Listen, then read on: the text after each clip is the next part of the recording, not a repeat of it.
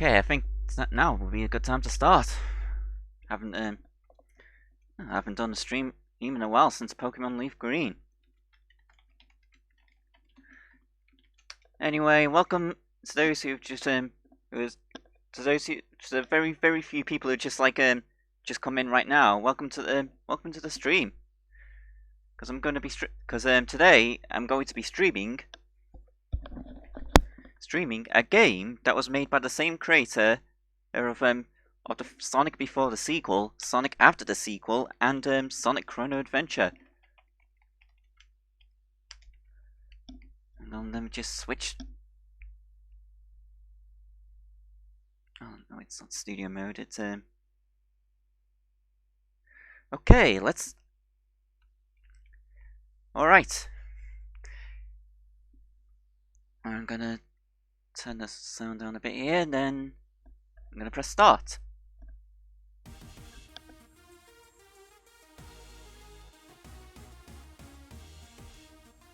You know, if it ever gets too loud or too quiet, just give me a shout. Just give me a shout in the chat, and I'll tweak the volume a bit.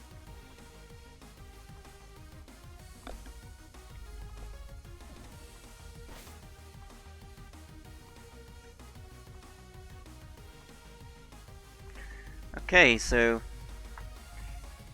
here we go. Welcome Aku and Alvaro.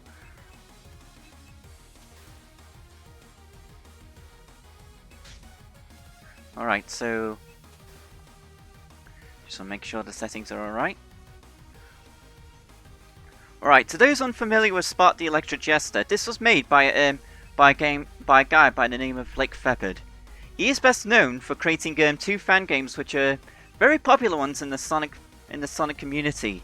Sonic before the sequel, its sequel, Sonic after the sequel, and a Metroidvania-ish Sonic game called Sonic Chrono Adventure.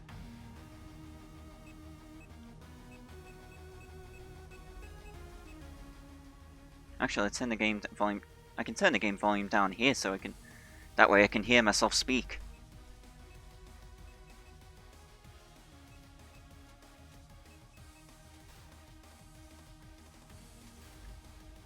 So basically, here we are. Spark story. Go on a quest to get your job back. So let's begin.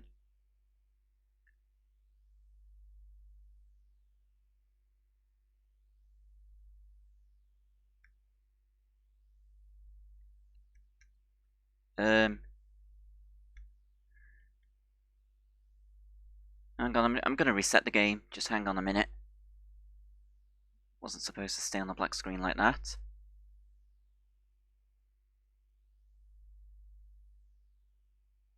Wait, actually, I'll delete my save file and start again.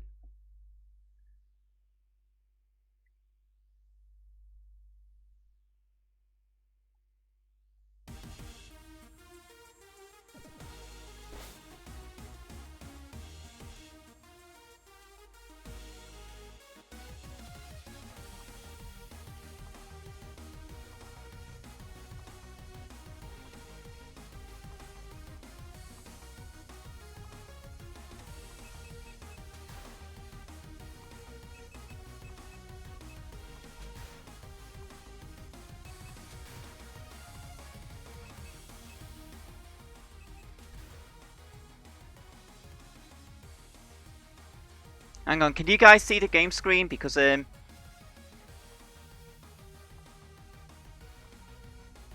yeah, this is. I'm having a little bit of trouble with getting it set up. All right, just give me a minute because I'm trying to because I had it working, but I think I kind of screwed up somewhere.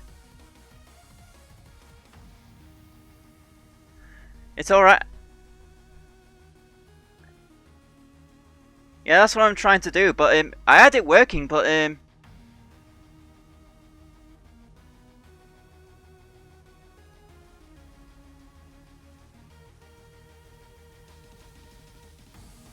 okay, here we go. The game should show up on your screens. The game should show up on the stream right now.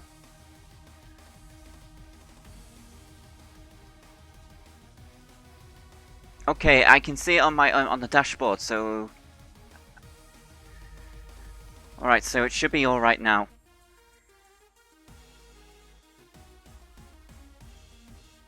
Oh no! How the heck can I stream with this weird new glitch? I don't know. I just can. So anyway, I'm just gonna start the game up for real now. Hello, I'm Spark, and I'm Electric Jester. Earlier this week, I was fired. I got replaced by a robot. Now they seem to be attacking this city. Great. So basically, Spark's an Electric Jester, and he got fired from his job, as he's been made redundant to a robot.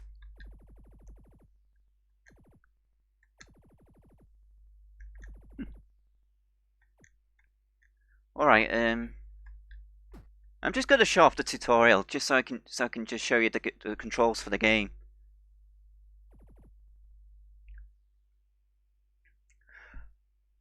Oh, this isn't actually this is actually a DRM-free copy of the game that was sent to me because because I'm a backer.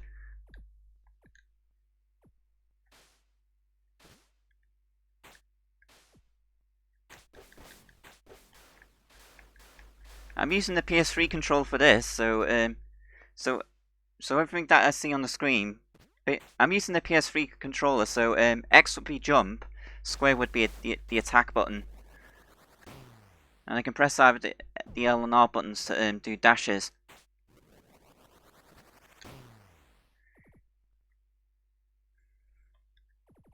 Keep in mind that you can fire your because I played this while the game was in development. I have had to go at the demo, so I know exactly what to so I know exactly what I'm going to be in for.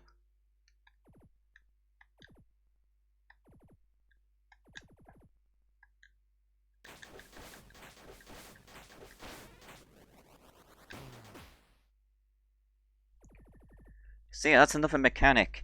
You attack enemies repeatedly, a blue bar fills up, allowing you to use a much more powerful charge attack. And of course, we've got wall jumping. Just keep pressing jump while near a wall, and I'll do the rest.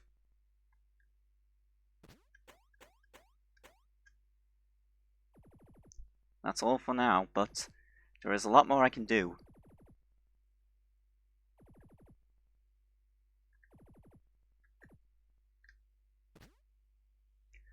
By extra abilities, we'll be seeing what what Spark means later on.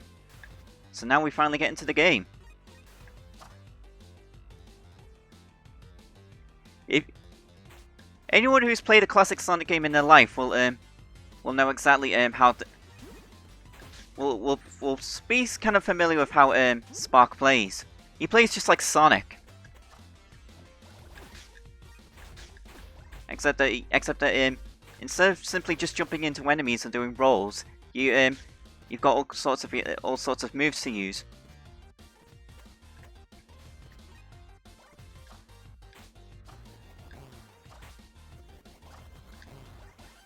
And of course, not only does this get its influences from Sonic, it also gets its influences from Kirby.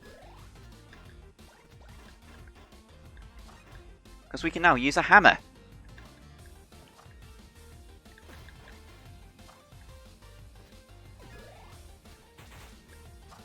And this is the bat ability, in which we get to use in which we get to beat enemies silly with a bat.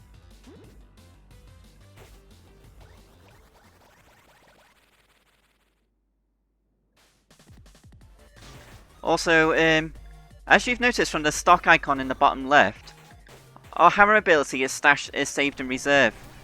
If I press what would be, I forget what button I think it's a Y on the Xbox 360 controller, you can access the ability that's in reserve.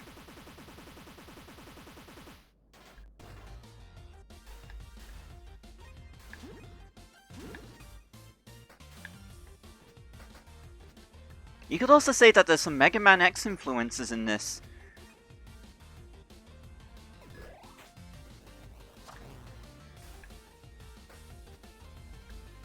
Also, if you pause the game, you can look at the different functions you can do with each ability. Air dash. You can dash in the air. Wind float. Hold it. So yeah. Oh dear.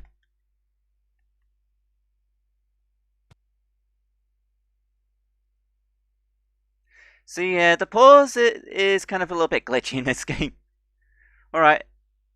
I'll get the game back up.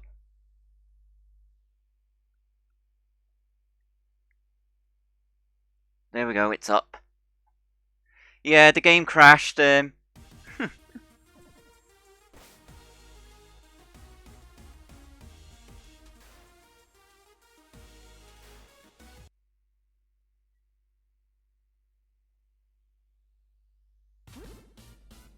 Fortunately though, there's plenty of save spots, so... There's plenty of places to save my game, so if anything happens, I can just go back continue from a checkpoint. Yeah, the game crashed while I was unpausing.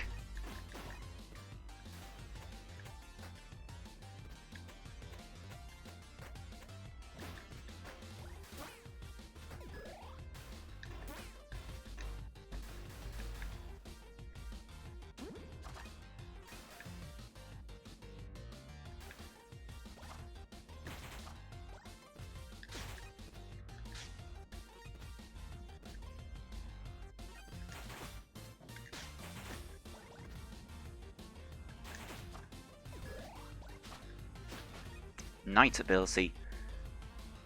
Which, yeah, I don't think this game likes being streamed at all that much because I paused the game and it's caused another crash.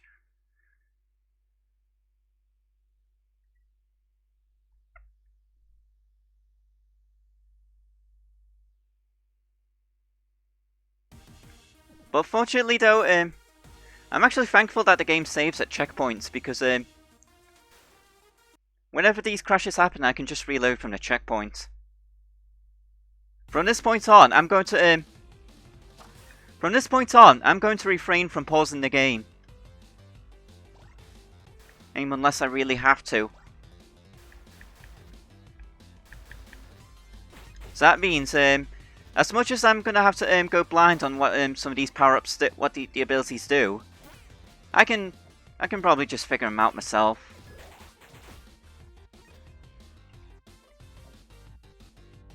Yeah, I can bring it up with because I can bring it up with like Fefford through an email or Discord or something because if I continue to have more problems like this.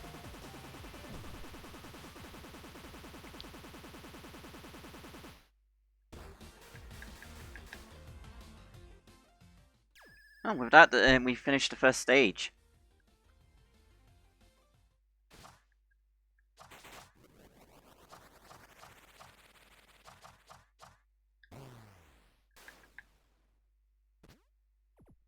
You're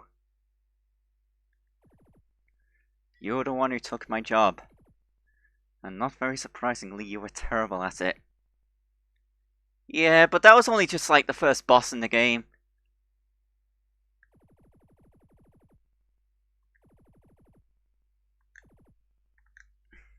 So yes, that guy was Spark's replacement.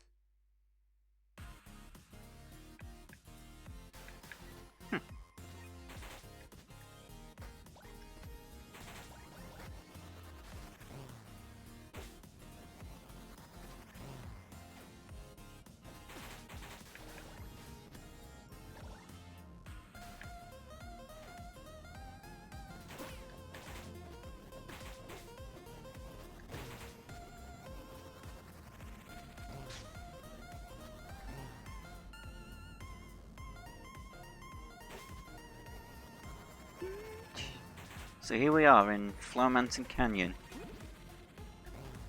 Yeah, it's kind of like Freedom Planet in the sense, because the story is well, of course, a lot of people the story is basically what you'd expect from like a 90s mascot game, a game from the 90s, as well as, and of course, there's plenty of people who won't care for the story. Fortunately though, the gameplay matters more. Fortunately, though, the gameplay really matters, and there was even an option in and plus there was even the option to play Freedom Planet without any of the story at all, and just to go for gameplay only.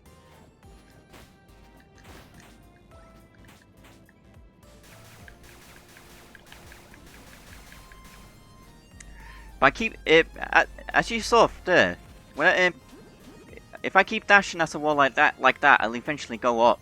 Plus, this sword ability I have now, by doing a charge attack with it, I can go faster.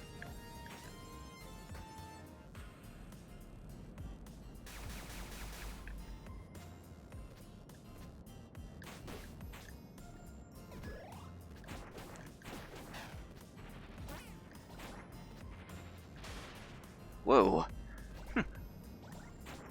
Got the major bit. Wow, I like that charge attack.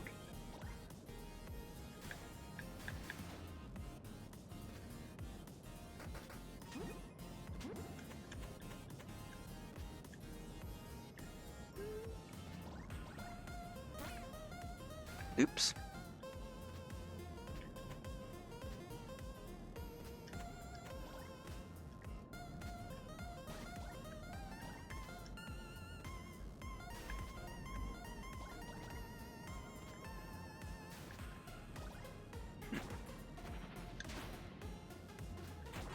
Yeah, I want to see what the supercharge attack for this ability is.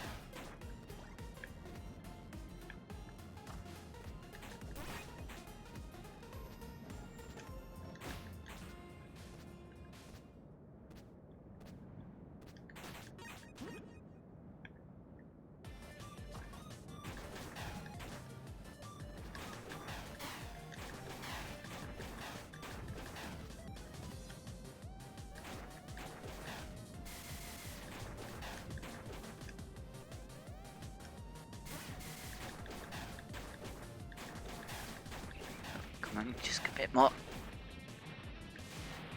Whoa.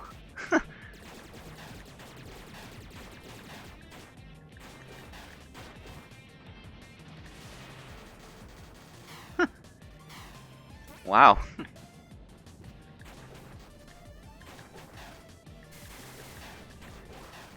Here we go.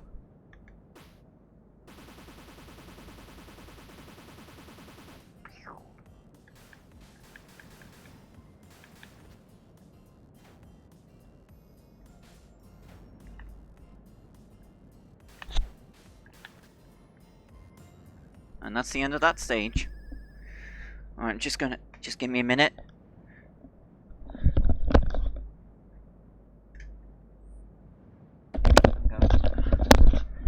Just need to turn on the light.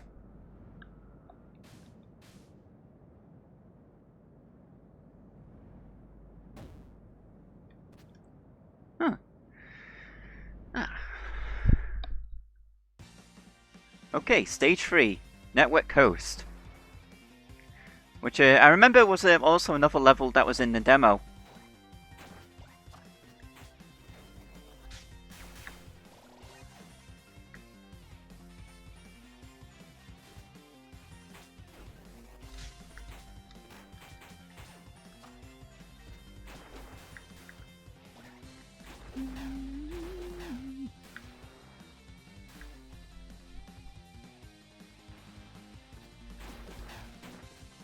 Because I think there's also a few other abilities I can find, like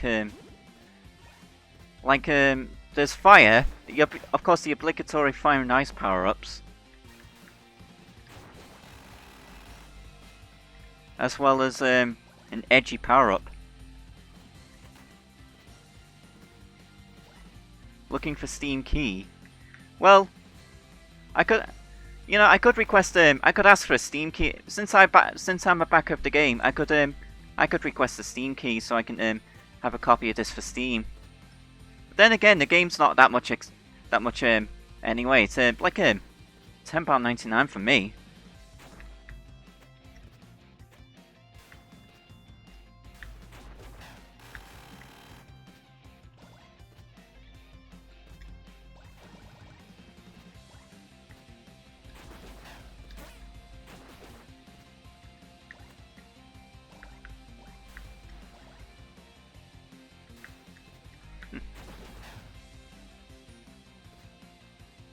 Now, from what I remember in the demo, I don't think you can drown in this game, even though there's water.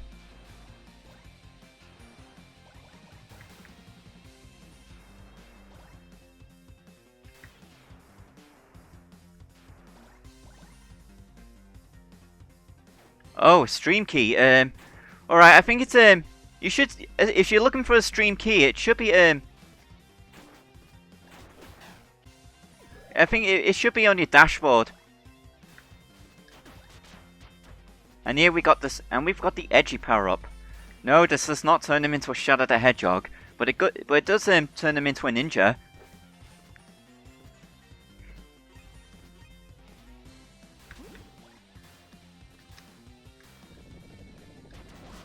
And how appropriate that we get the edgy ability, because the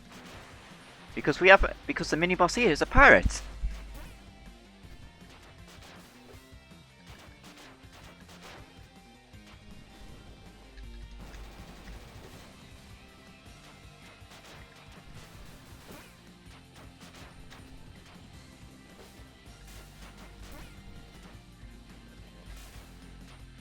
Okay, so the charge attack is throwing ninja knives.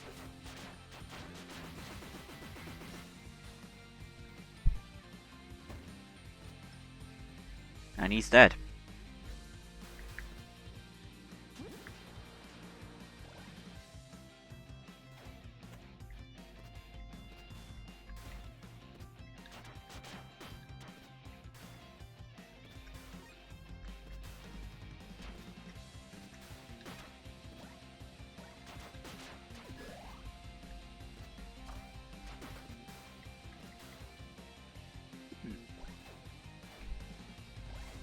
Yet, this ability also comes with a double jump, which really does help in gaining speed.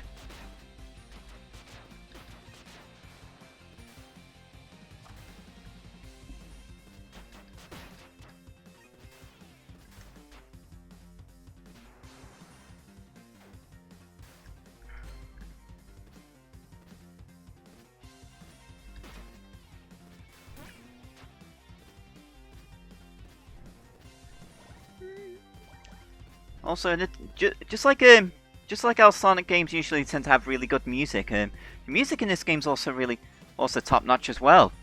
But then again, I shouldn't expect no less from. Then again, this is from the same team that made the soundtracks for Sonic before and after the sequel, so I shouldn't really be surprised. And we've got the cool ability, which is the obligatory ice ability.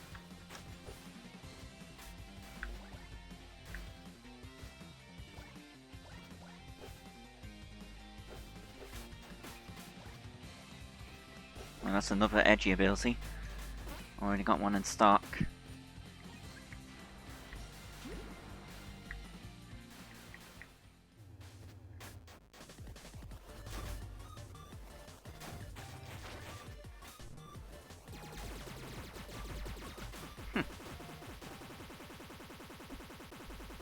So the supercharge attacks are drill.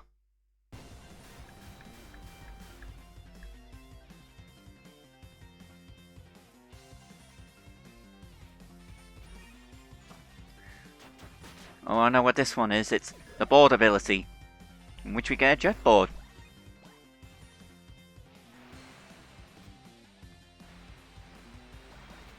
Yeah, it does look easy so far, but this is the first. But after all, this is the very first.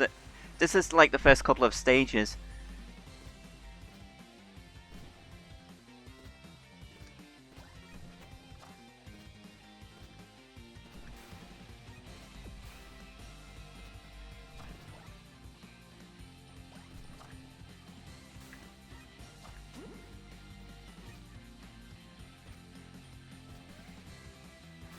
Why is Spark basically a combination of Sonic and Kirby? I think that's the whole point of the game. It's meant to be like a love letter to Sonic and Kirby. And of course, it should be. And of course, the creator of this game has made Sonic fan games before. I also should be said that said Sonic fan games also have some Kirby elements to them. For instance, Sonic after the sequel has a level where Sonic and Tails would use abilities from the Kirby series. Sonic would get the Beam ability, which would end up being the primary influence for Spark, while Tails would get the Mirror ability. It's only in one level though, which is I think it's the second act of the third zone, Science City. But one of the secret levels you can unlock does make use of the abilities.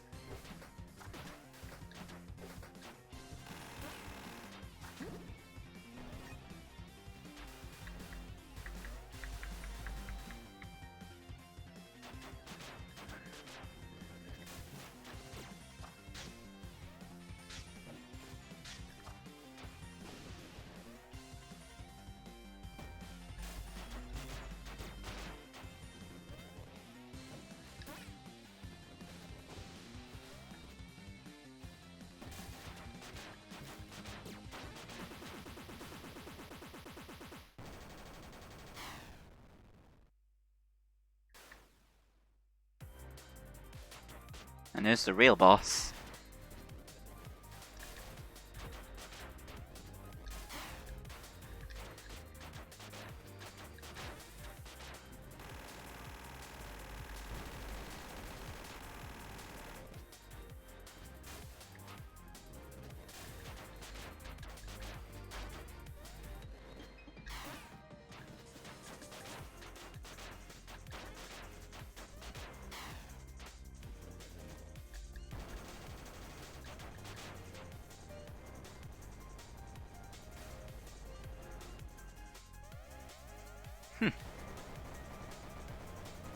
Meanwhile, the pirates finished off the boss.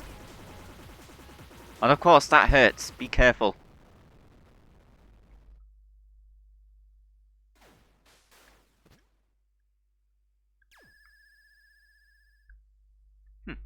Are we going a longer way to Grammar Rodeo? I remember at that pipe there would be in the demo version of the game there would be a cutscene in which the pirates are actually helpful. I guess it was deemed to be unnecessary filler, so it was taken out. So here we are in the So here we are, Smog Sewer, which is I think this was in the first. This level was also in the first demo of the game. A later demo did replace this one with Network Coast, but then one more demo that came out just before the final game had both Network Coast and this level.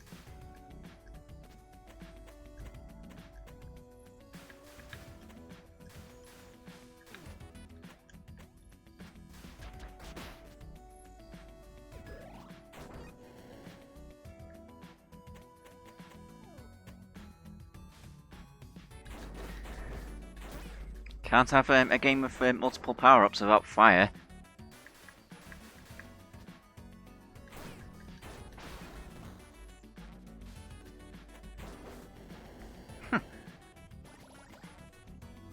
Which also defies which also, like the fire flower from the Mario series, defies logic.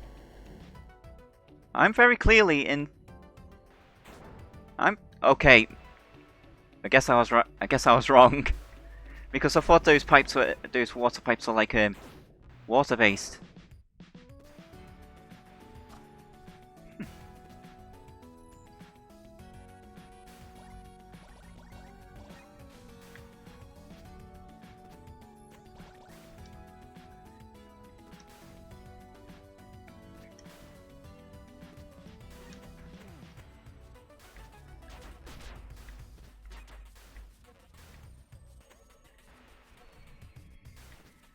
Yeah, things don't have to be 100% realistic in the video game.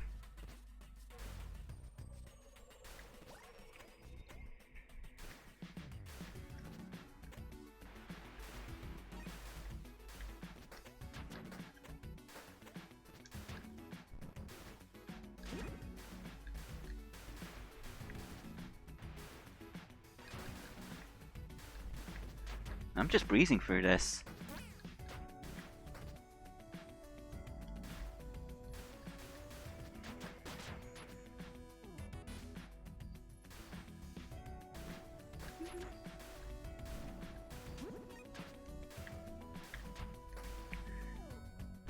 Usually, underwater areas tend to be very slow, but here you can still maintain a sense of speed. You can still get some really fast speed in this game. Where's the water power up? I'm not sure. I don't know if there's one in this game yet. We'll have to find out later.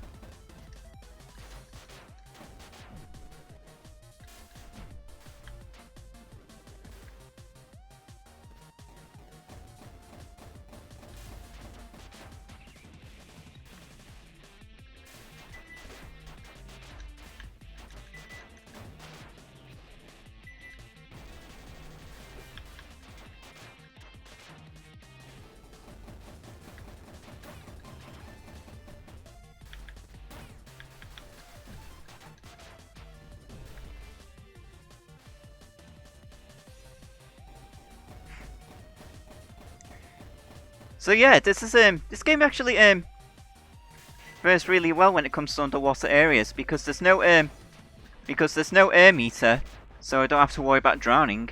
I can still move very fast underwater.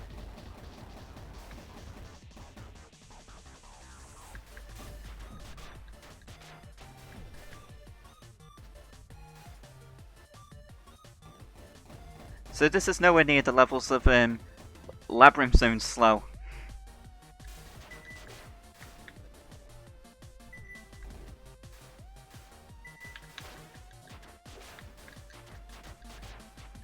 Alright, I'm kind of taking things a little bit methodically here because I'm kind of low on health.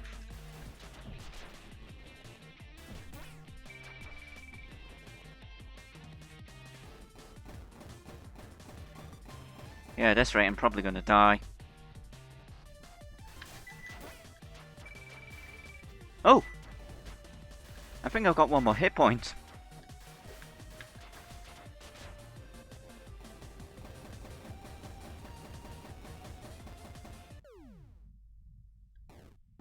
Ow.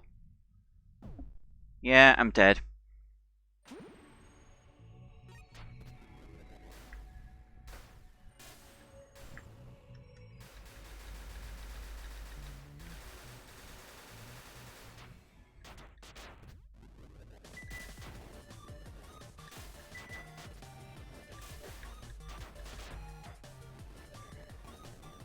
So yeah, there's also no life system in this game, so dying just simply sends you back to the last checkpoint. So if I died, I don't really get any game overs.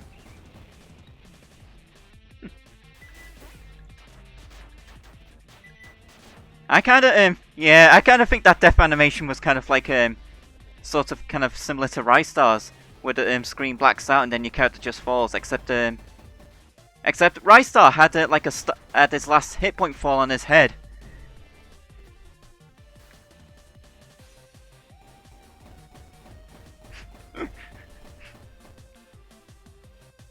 Hey Mint, do classical gas.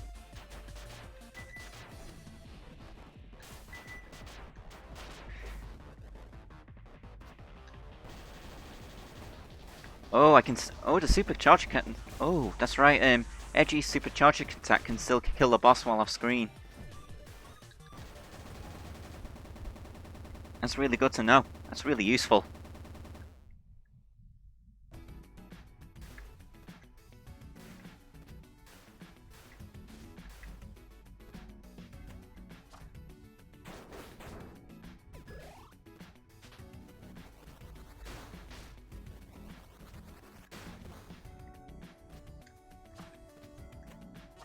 Oops, I kind of overwritten my edgy ability by mistake.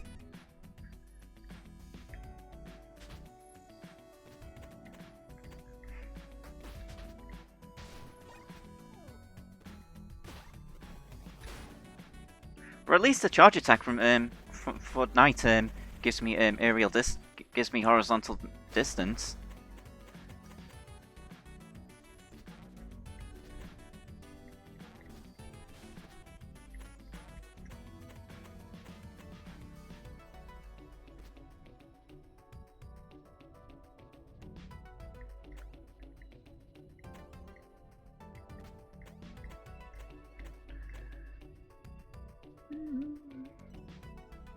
Don't worry if you don't like sewer levels, we'll soon be out of it. Ah, here's another edgy ability.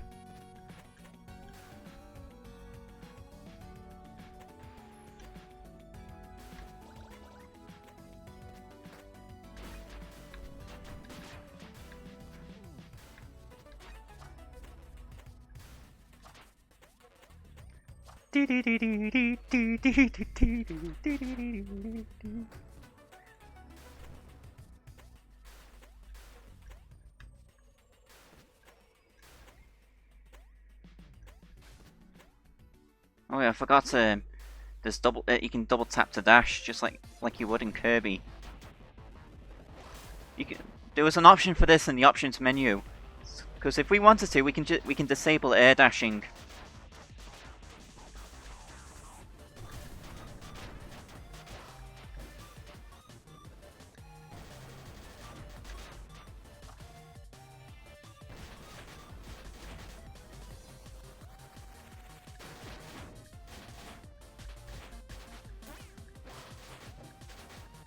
Oh, we set the floors on fire.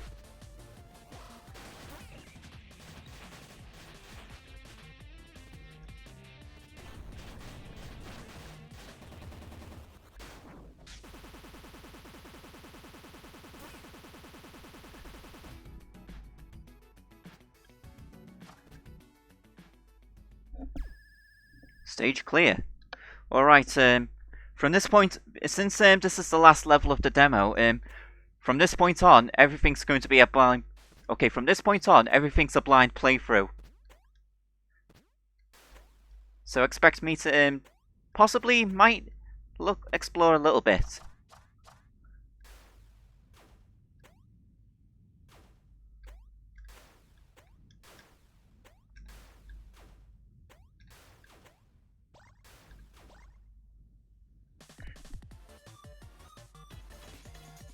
Wait, why is the boss music playing? Oh.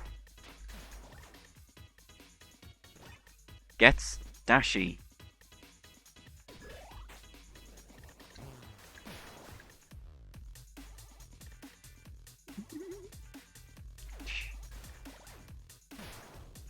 Smog City.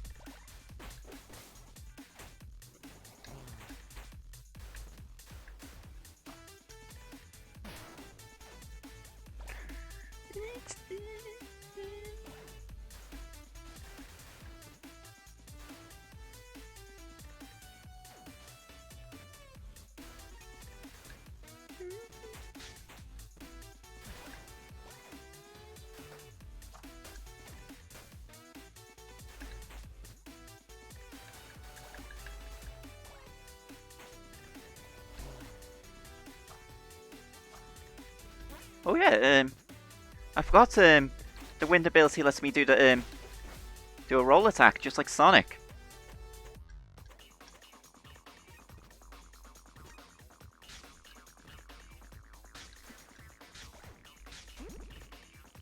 So of course, this game does give me, like, a means of doing a roll attack, and a Sonic X indie game give me a means of doing a roll attack of some sort. Kind of like how Carol can do it naturally. Also, talking in the game, where did you hear that?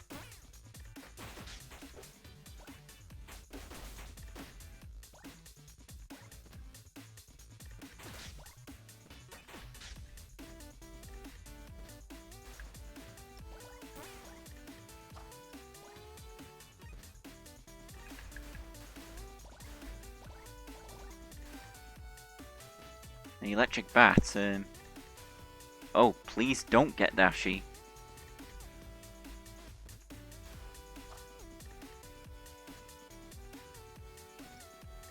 Huh, I see what they mean.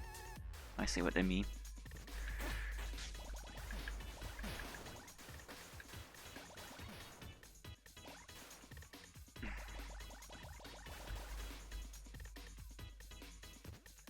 No, I didn't hear anyone else talking. I don't even have anything else on in the background.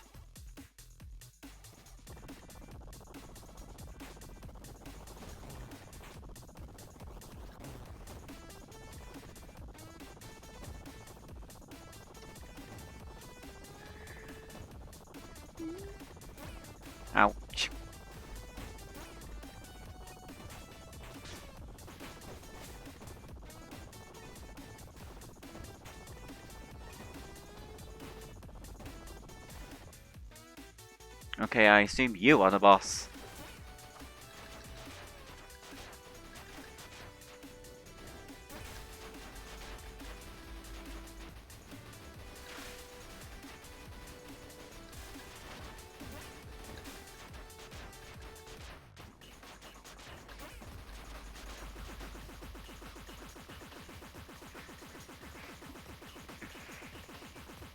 Do I still believe Sonic is cool, or is he trying to act cool? I don't know.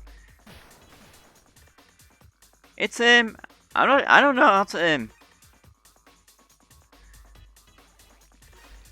I don't know. I don't know how to kind of judge that myself.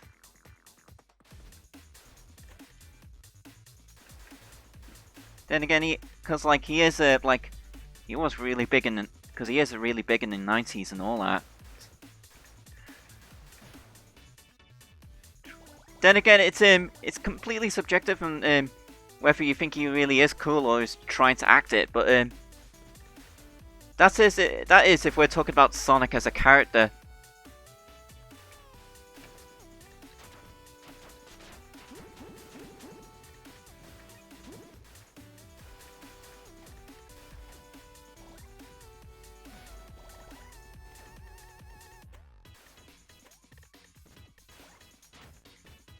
This music's kind of giving me a little bit of I don't know about you, but I don't know about what people were thinking, but this song does kind of get like a little bit of as well as a retro bit of vibe to it. I also get a little bit of an Earthbound vibe from this particular song.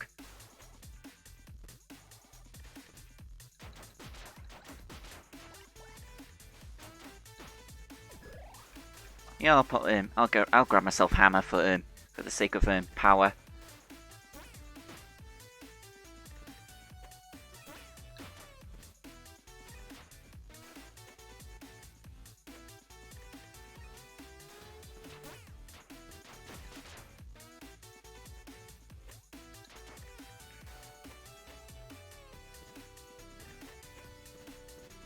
It's another bat to pick up.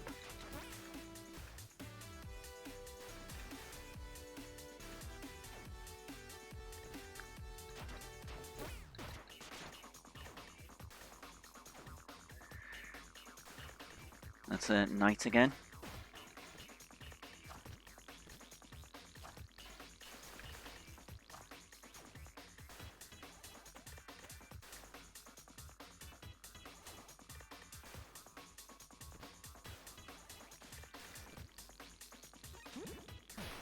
Yeah, yeah, I remember seeing that video. Yeah, it's alright because it's alright because I've already seen that video myself.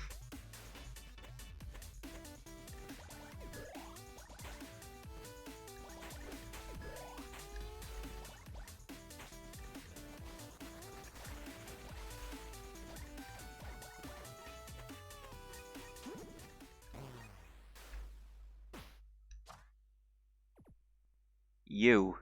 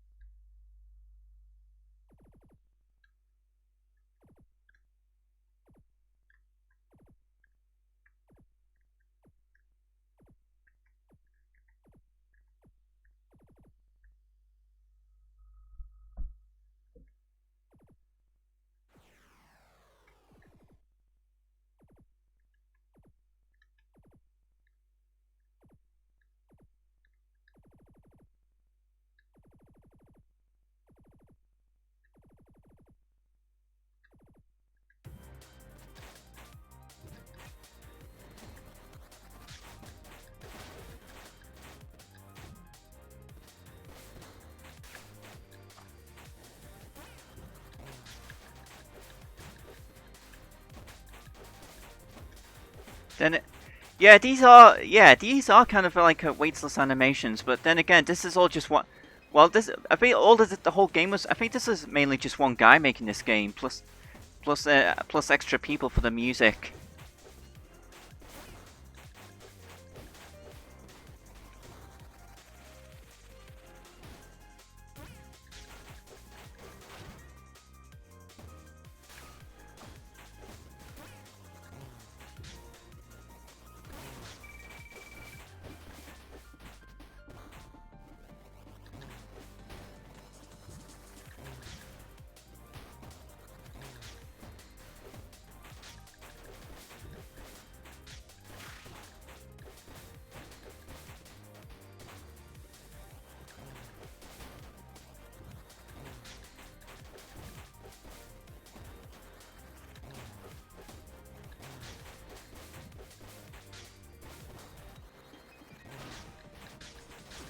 There we go. He's toast.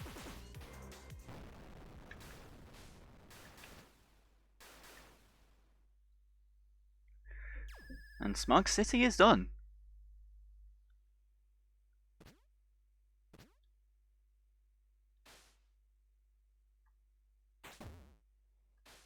Bad. Ooh,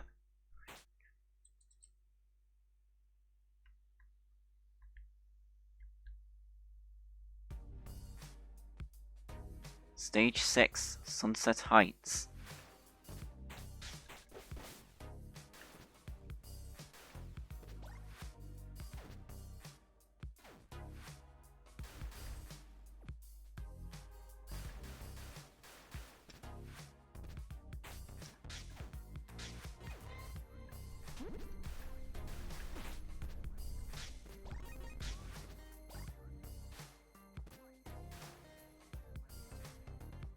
I'm not sure what how Spark can take being crushed by things so easily. Whether it's like he takes damage, or if it's a one-hit, or if it's instant death. But I'm assuming it's going to be instant death. So I better take care.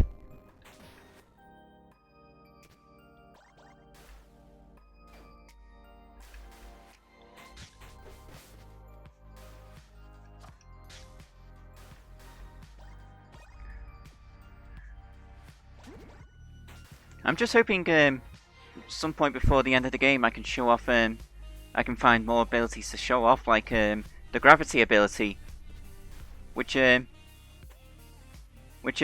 basically was designed to be like a shout out to Knights, another classic Sega game.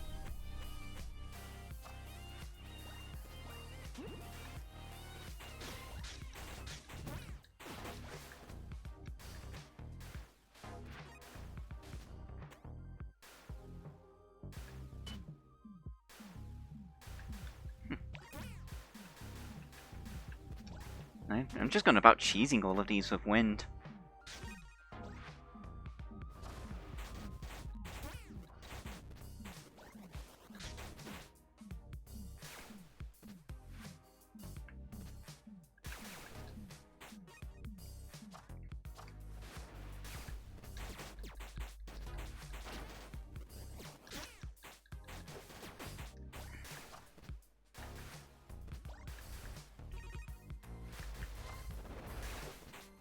You know, we fight both of them at the same time.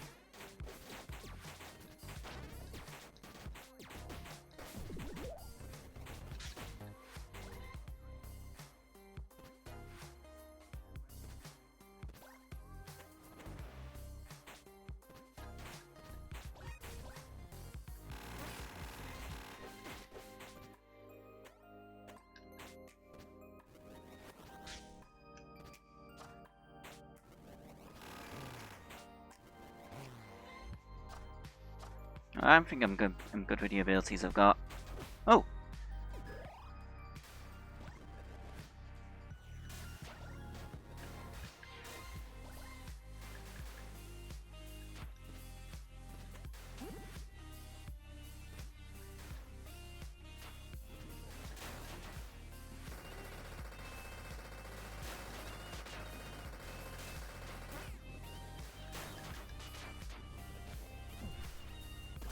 Of course, I can see who's piloting it. It's the robot copycat.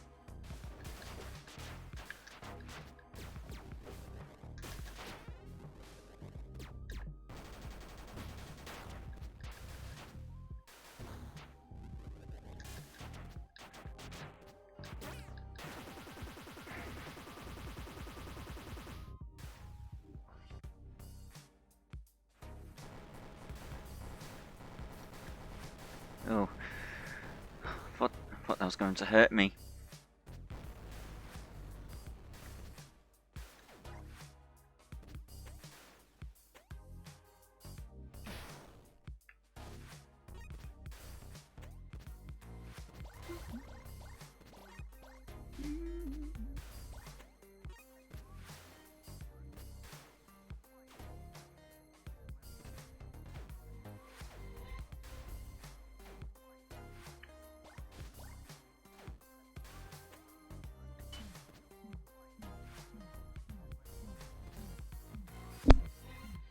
Ah, it's a snake block platforms.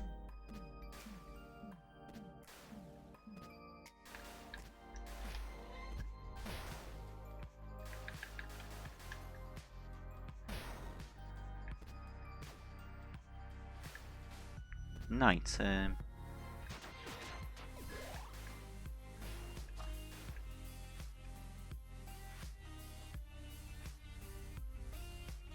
Effler Tower.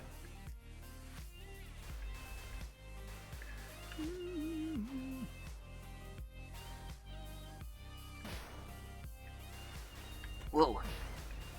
Whoa.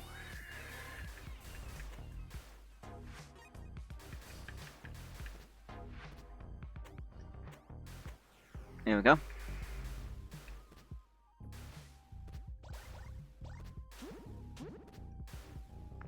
Where exactly? I know just one. I know the gravity power-ups and also in Network Coast, but because I remember finding it in Network Coast in the demo, but from Smog City onwards, remember I'm playing this blind, so I don't know where I can find another one.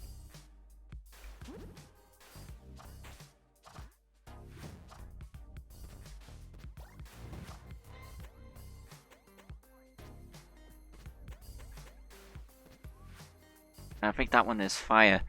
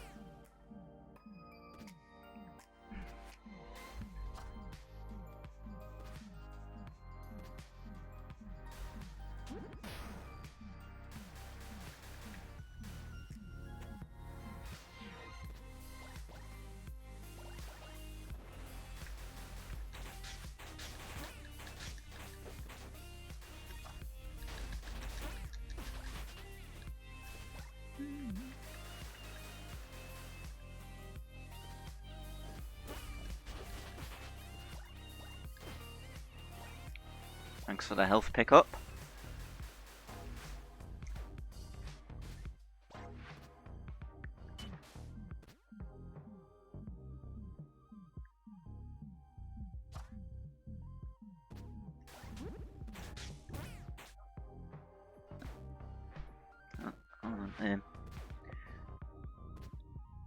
Oh, my dog. Yeah, my dog wants to get up on my bed. Come on, jump up. Oops, I accidentally paused the game. Oops.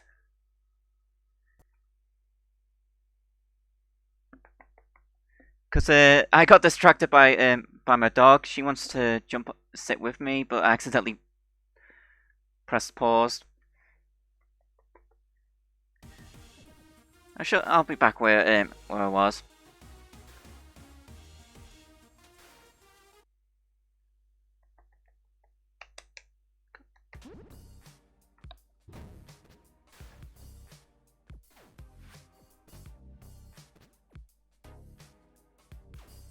I'm not. Well, actually, I haven't progressed that much since the last save. Wait, that's fine and dandy.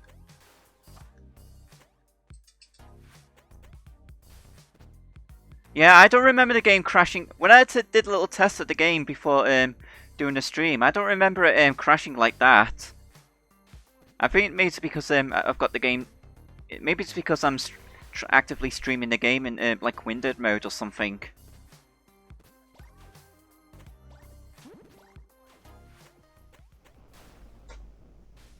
Alright, hammer.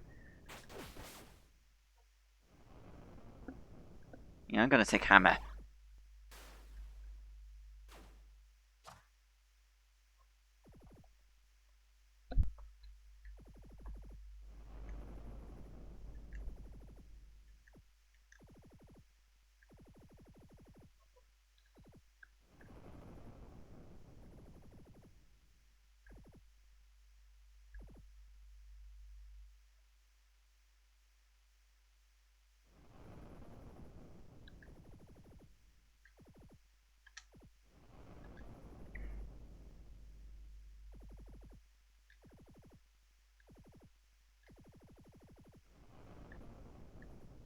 Nothing will.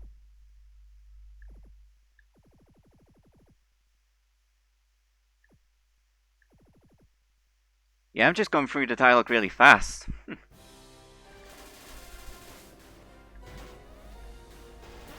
Yeah, the story's kind of like there just for the sake of being, kind of there just for being a story.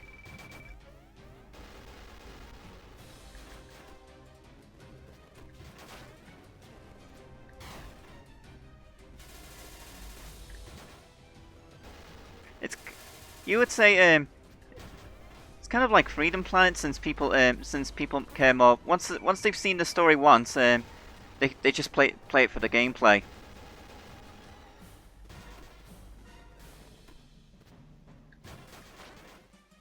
In fact, you could even say it's like a Sonic game. In fact, you could even say the same thing about Sonic games, because some people, because quite often the story often tends to be like either I died again. So yeah, I'm kind of playing too recklessly here. As I was saying, it's kind of like with Sonic, because Sonic stories, they can either be basic or they can either be very basic or incredibly cheesy.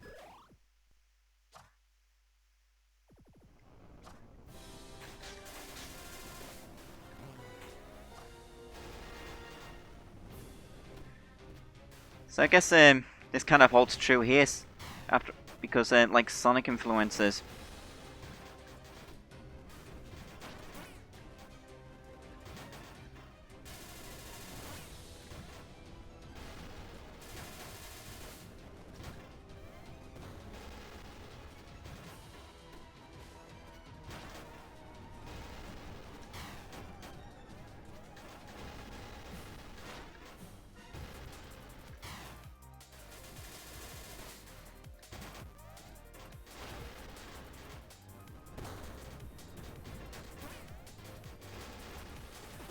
There we go.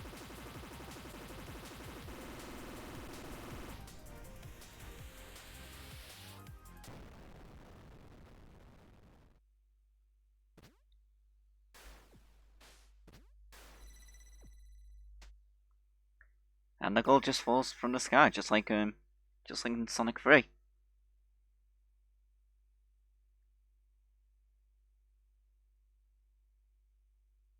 And we get our first instance of an animated cutscene.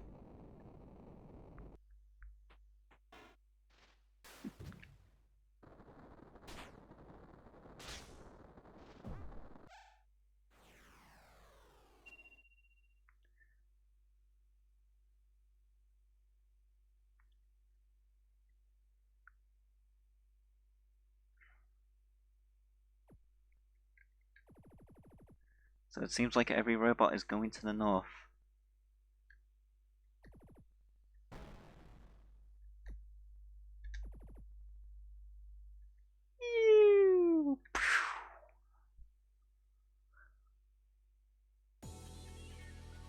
Victoria Bay.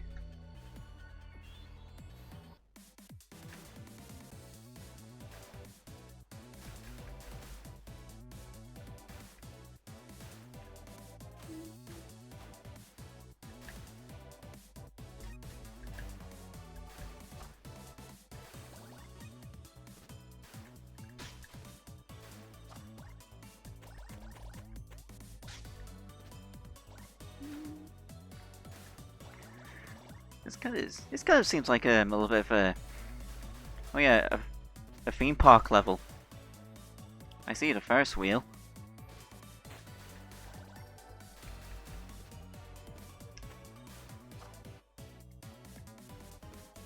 Loho Land. Yep. Definitely a theme park name.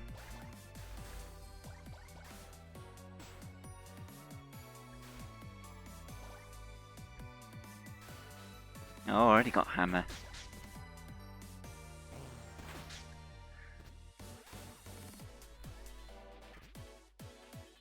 Oh yeah, I should also point out, you can press select if for whatever reason you can press backspace or select to drop your ability.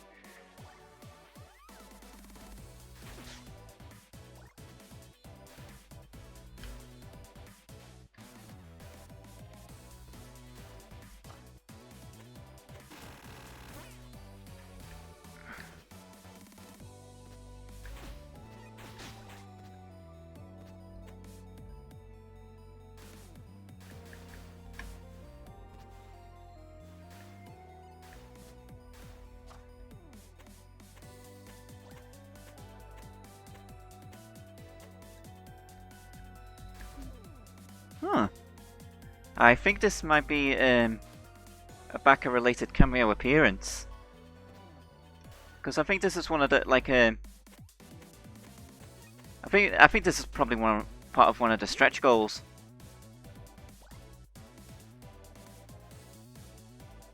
Because of course this was this game was crowdfunded. Since of course because that's how I got my copy of the game.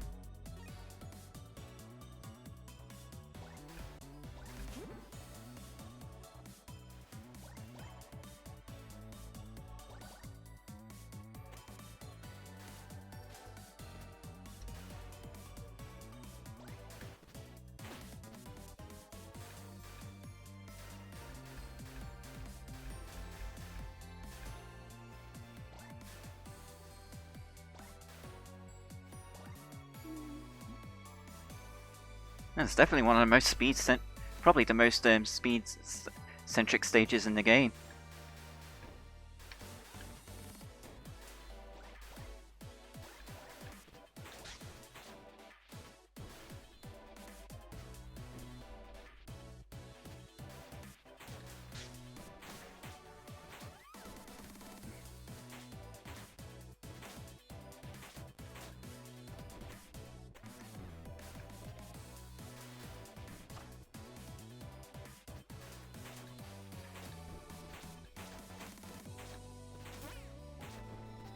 Of course, you have like evil versions of those platform generators that turn into spike balls if you hit them.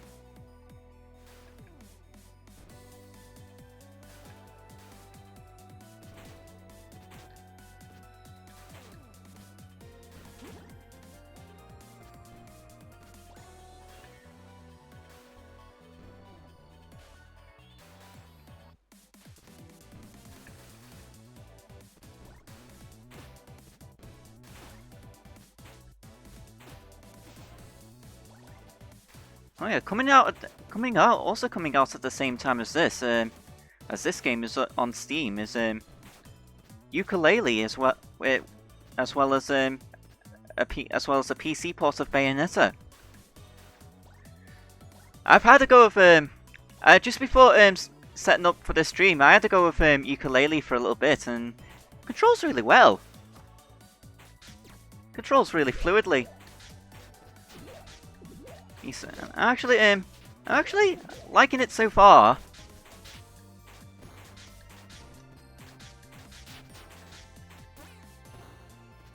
Because at the minute I'm not having any serious problems. Plus my computer is able to run it quite well.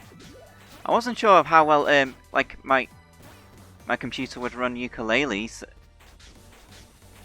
because I originally backed the Wii U version of the game, which unfortunately got cancelled, and I kind of let the plus, and I kind of decided to get a Nintendo Switch a bit too late to consider switching to the Switch version, so I ended up getting with the Steam version instead.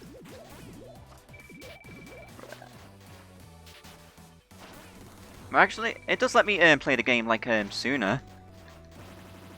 Well, actually, it does mean I can play the game sooner.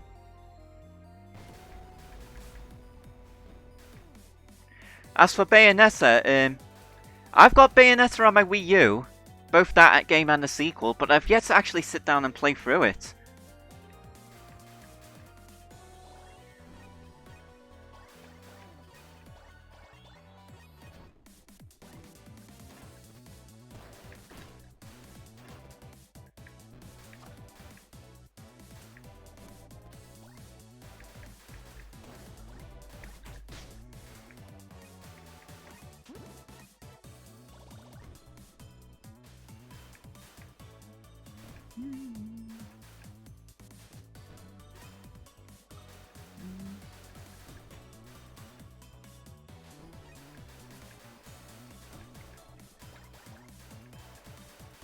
Because Bayonetta on the apparently, from what I've heard, Bayonetta on Steam is actually people are are calling it the definitive version of the game, since apparently not only is it ported really well, but it's also runs at 60 FPS with and has support for 4K resolutions.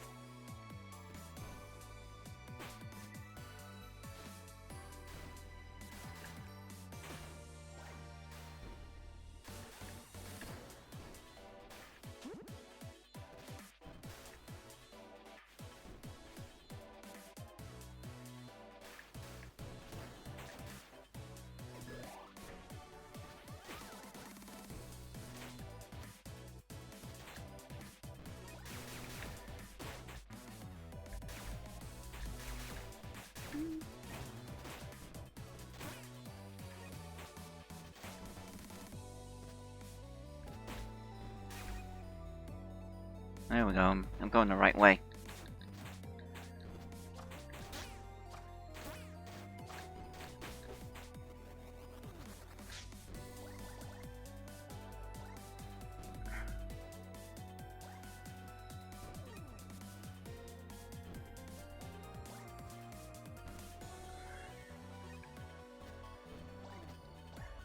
Alright, there's another checkpoint. Oh, did I see Shovel Knight anyway? Not yet, because I've only like opened up the first world of the game. I haven't yet expanded World 1 yet. But Shovel Knight's face did appear on the pause screen because the character heads for the pause screen are randomized. So on occasion when you unpause the game, you'll see Shovel Knight's face. He's on one of the pause screen selections.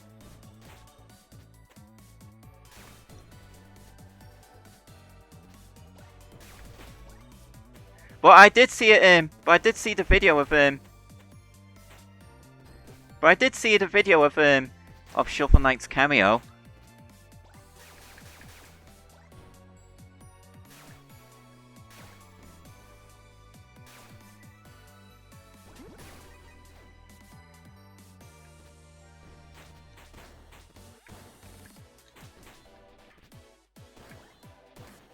Yeah, he is. I know he's in. I know he's in the first world, but I'm assuming that since I haven't found him yet, he's probably he'll probably show up as sooner or later when I expand the world.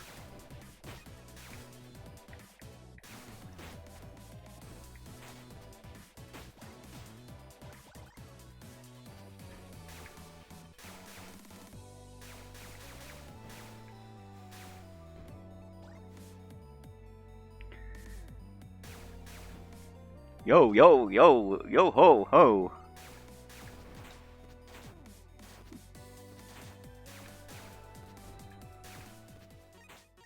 I can tell we're up to, I think we're at the end of the stage. And it's this guy again.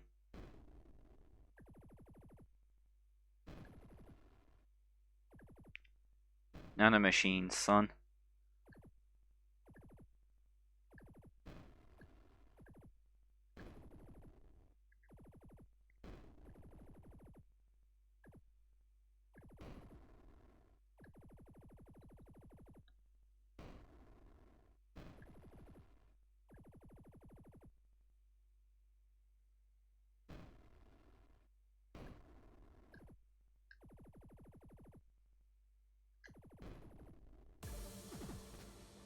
Here we go.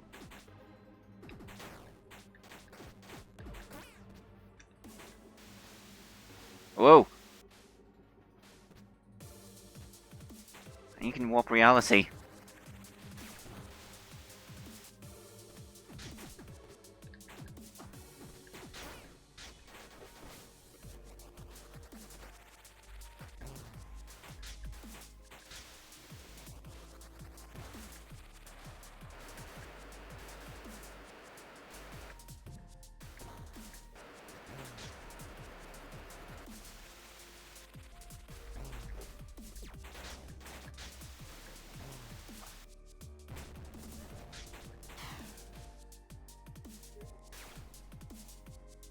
I do like how bosses like have tails when they're in their attacks, like Freedom Plant did.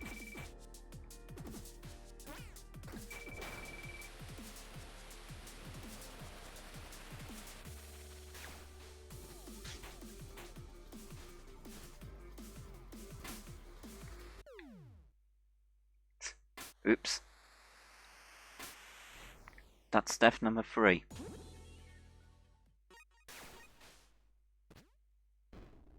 I was gonna see if there was like an ability nearby.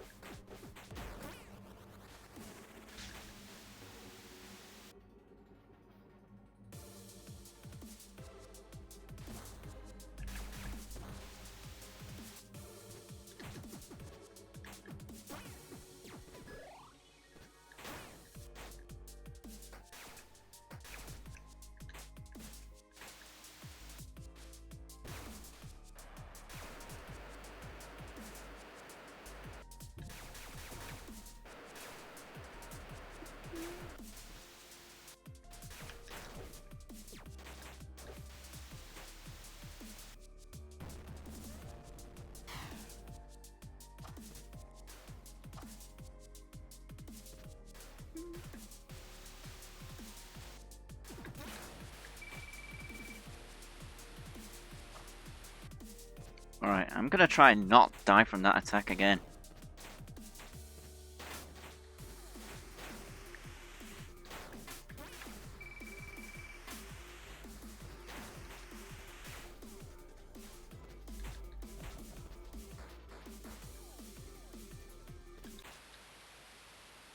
Did I get him? Yes, I got him.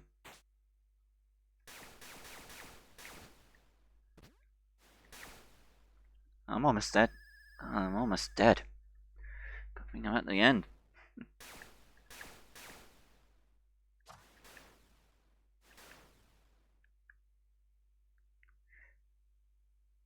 Oh yeah, what? Your question? Is Shovel? Oh, sorry, I was. Sorry. I was a bit too I was a bit too focused on fighting the boss at the stage that I missed your question. Is the Shovel Knight the only cameo in the game? Well, I'm not sure. I don't know for sure because I still haven't played much of the game.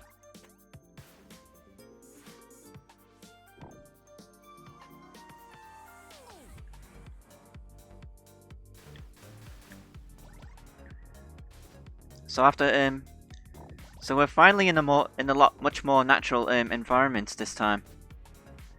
In fact, you could say this is pretty much this game's Mushroom Hill. We're in the forest with mushrooms that we can bounce off of.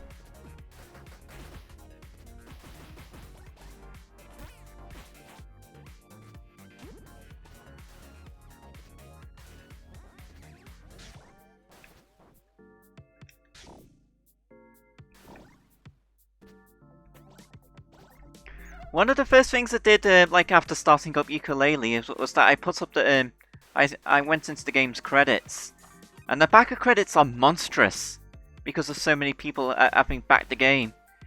In fact, you could say one would possibly say that it's possibly bigger than the back of the list from that one other game. Oh, new ability, Archer ability. In fact, you could say that it's big that the backer list is even bigger than that one other game, which we shall not mention.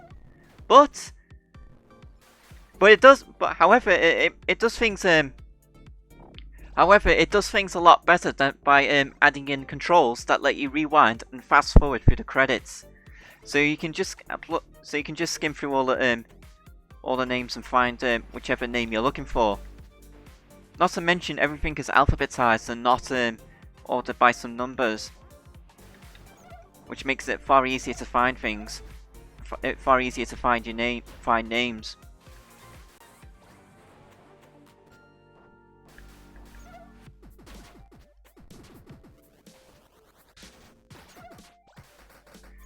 So,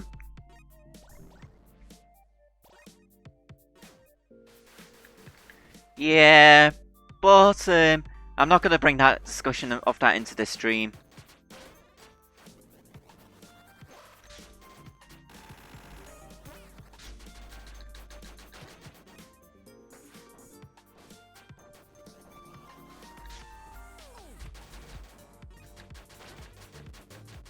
kind of a...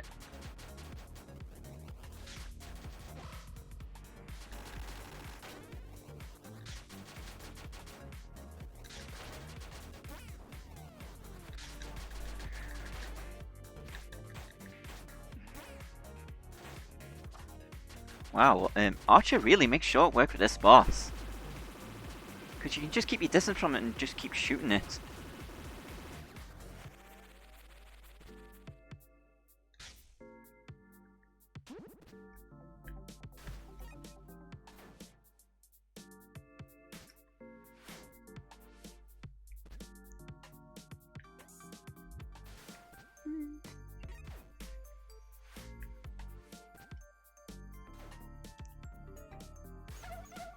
Whoa.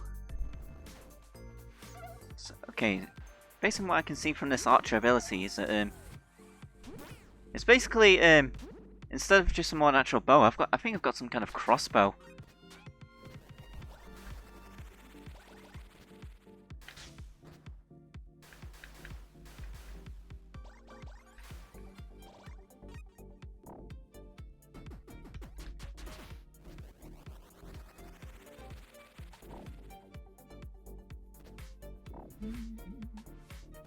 That's fire. You know, we haven't seen fire for a while, so I guess we can bring it with us.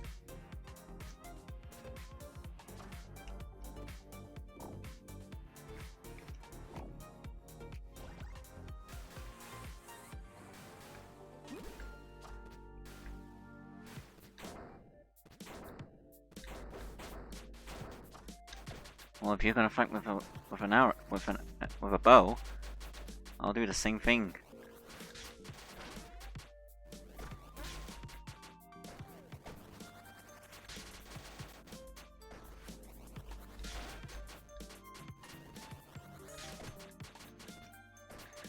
So the supercharge, okay, supercharge attack for Archer is like the ability to spam arrows.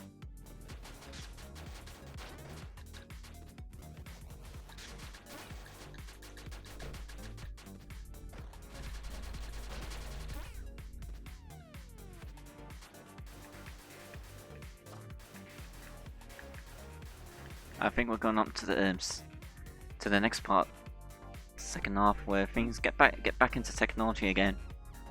Karana Forest.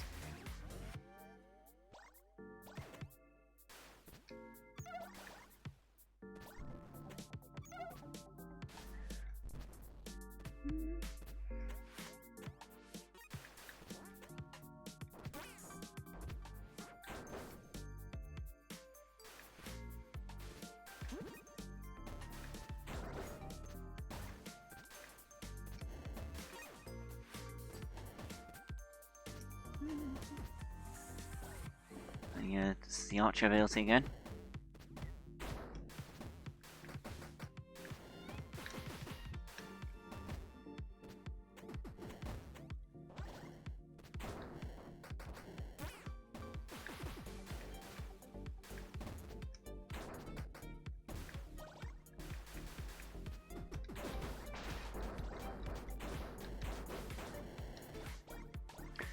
You know, thinking about like those pause screen crashes. I think it kind of it's kind of like a bug related to Click Team Fusion or some kind of. I think it's like, kind of seems like a Click Team Fusion related bug. Since I think this is to my knowledge, this is what the game is made in.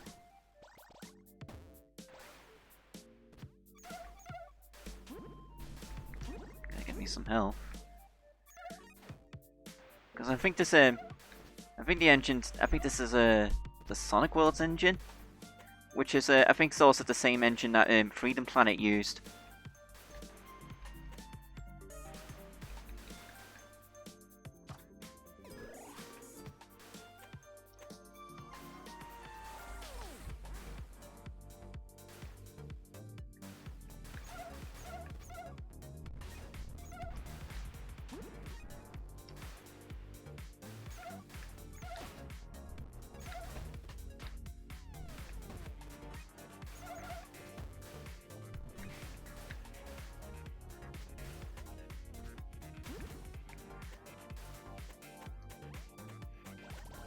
Edgy the Electric Edgy.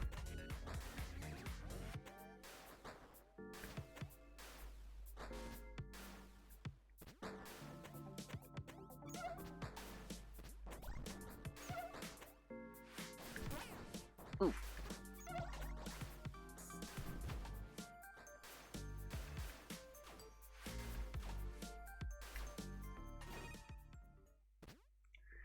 Okay, we got a pick from Edgy, Mage, and Archer. I'll stick with what I've got.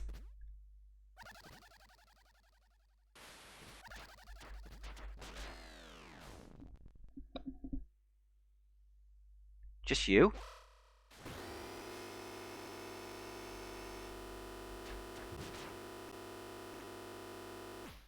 Jeez.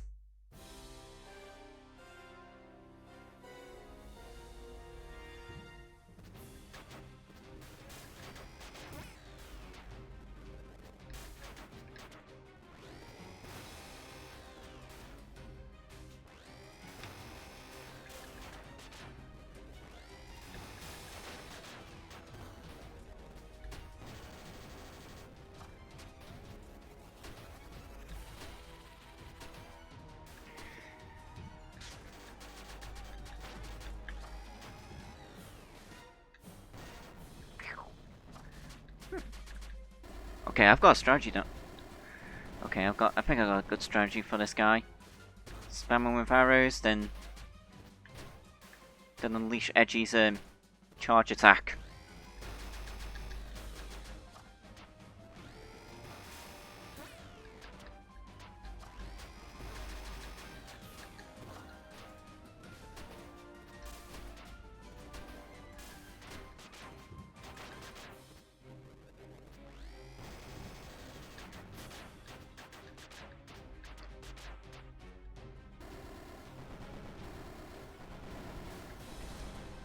So is everyone in the chat doing alright?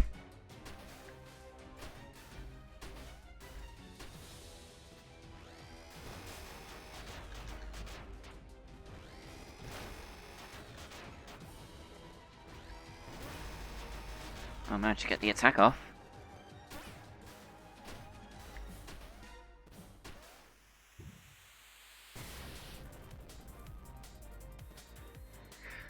Ah, excellent.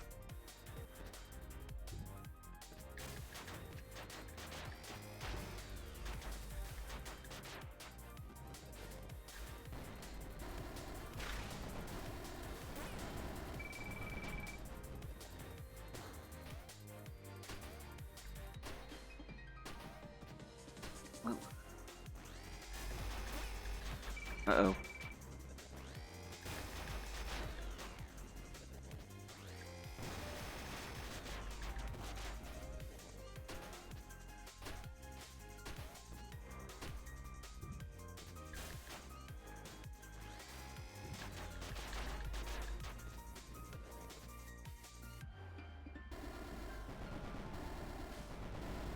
Easy.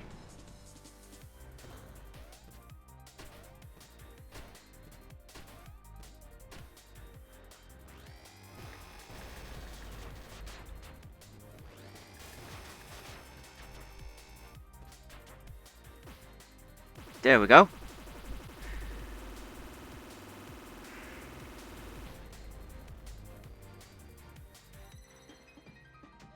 Stage clear.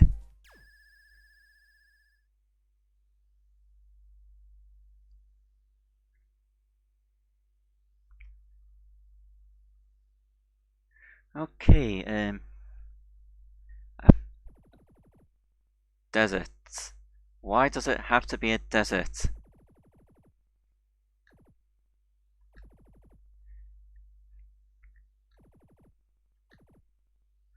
Because nobody likes deserts.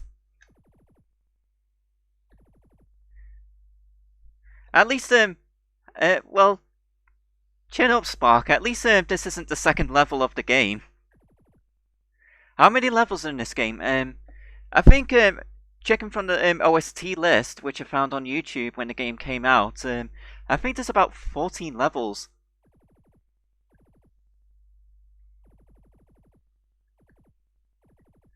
I think we're at like more than halfway through the game at this point.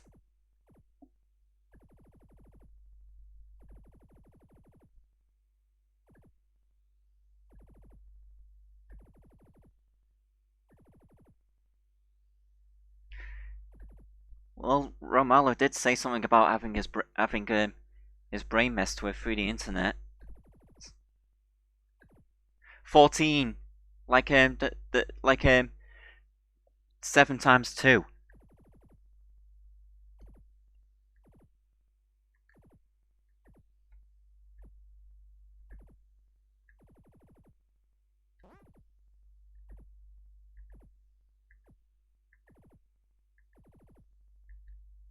That was probably a mirage.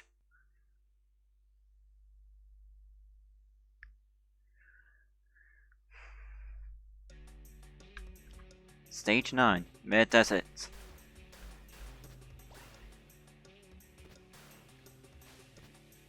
Oh, we got the board power up back.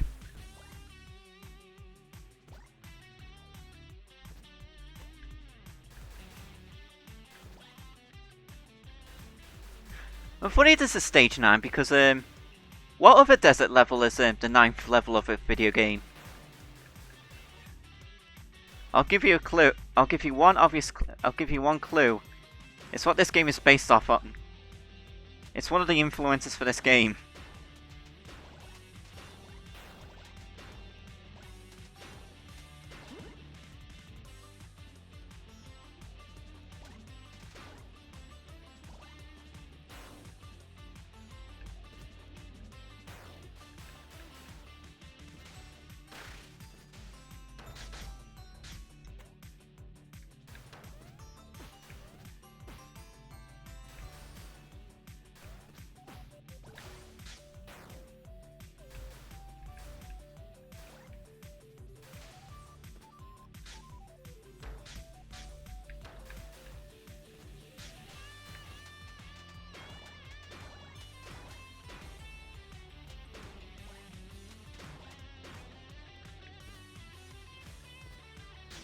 I think that's also a sword.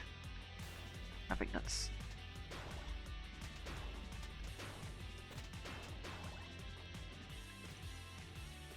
That's also a board.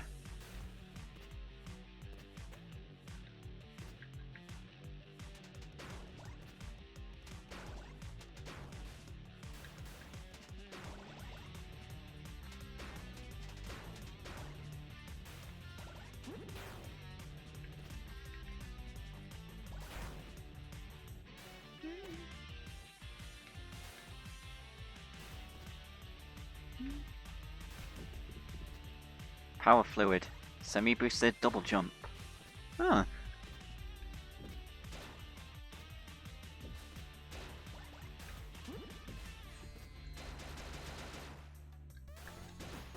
Whoa!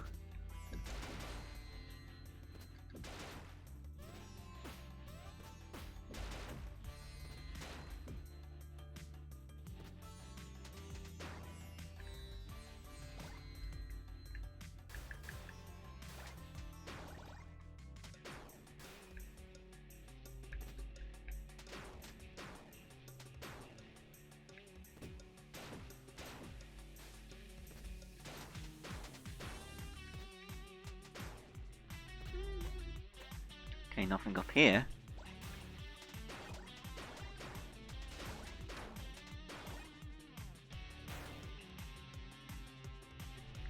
Oh, great. Sandstorm. Yeah, yeah, I'm actually, yeah, I'm enjoying, yeah, I'm actually quite enjoying this game. I'm especially enjoying how fast I can go.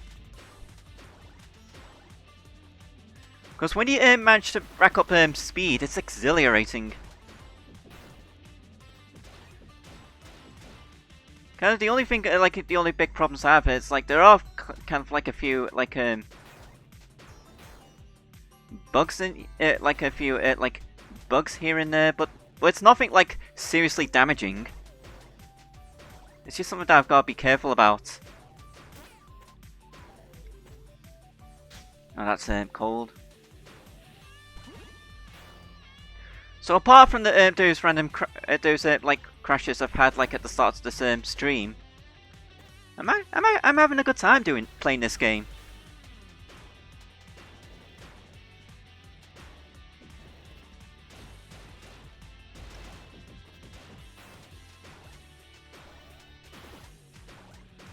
Yes, rough around the edges. There's no denying.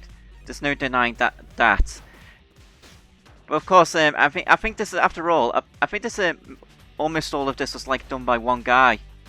I think with it, well, yeah, this is like almost all of this is done by one guy. And the extra people on board for the project are the musicians.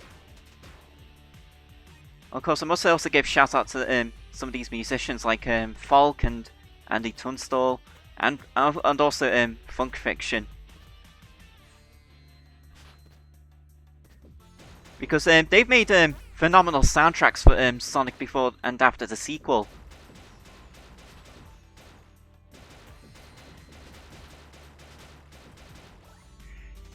Yeah, despite being this game being rough around the edges, the fact that Lake managed to pull all this off on his own, except for the music, that's really impressive. I will agree with you. That it's really impressive.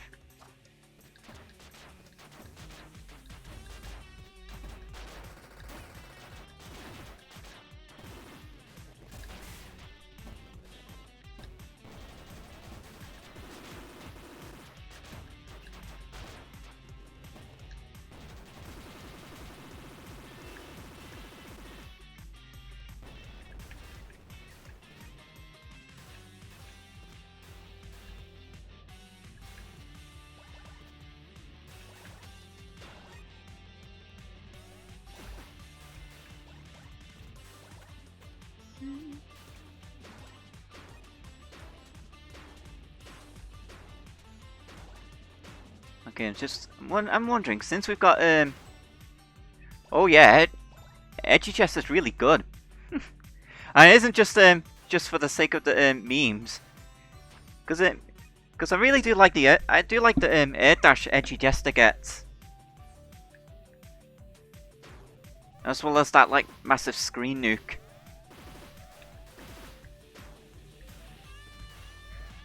Anyway, as I was going to say, so far we've had like a beach level, a desert level, a forest, plains, theme park, and the desert. I wonder if we're going to find an ice level at some point.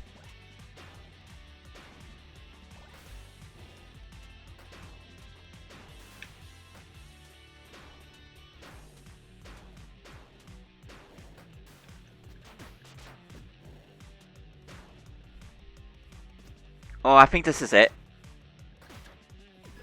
Oh, that's cool.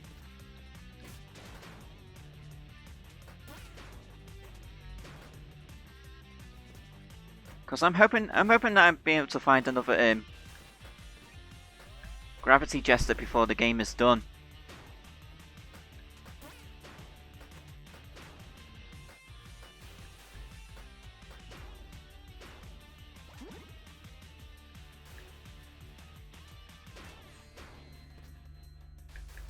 Because I know that I know Gravity Jester is in Network Coast, but I kind of missed it. Because I've played the demos before. I've played the demos before the game came out. Yeah, I can understand gravity would be rare because that basically lets you fly everywhere.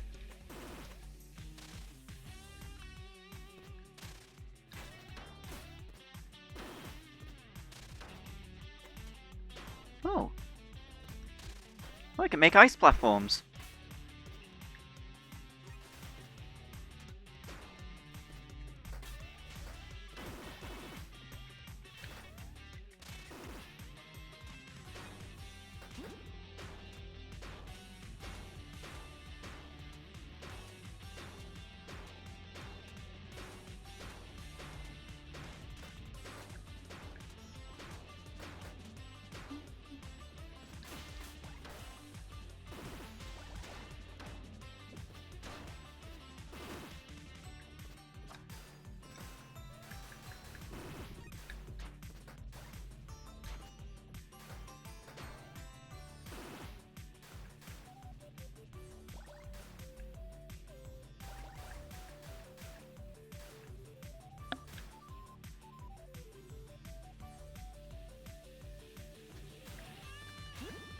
Alright, I think.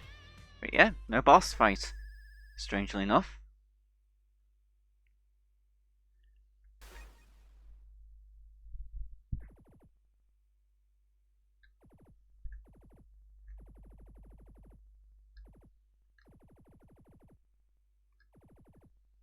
So I take it he's the big bad.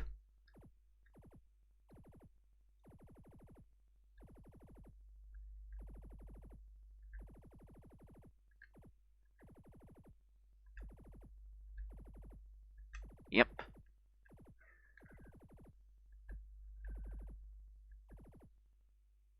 But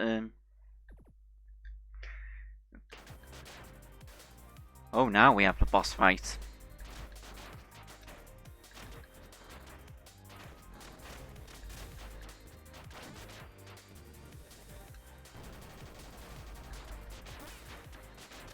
Kind of strange though.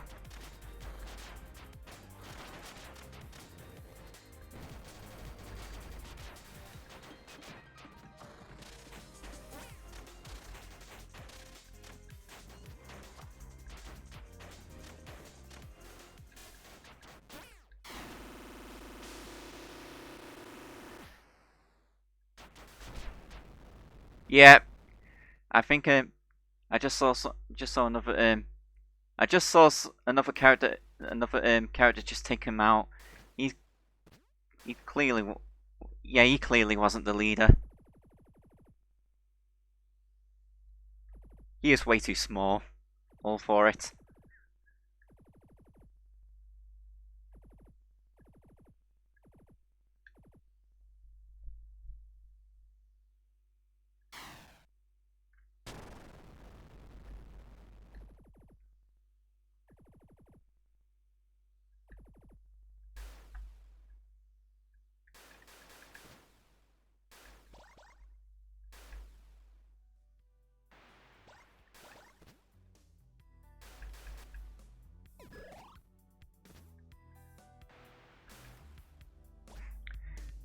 Do classical gaseous, eh?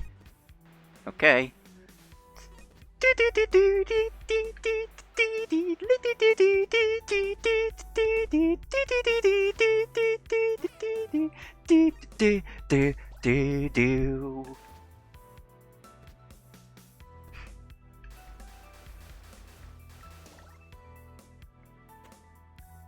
Whoa.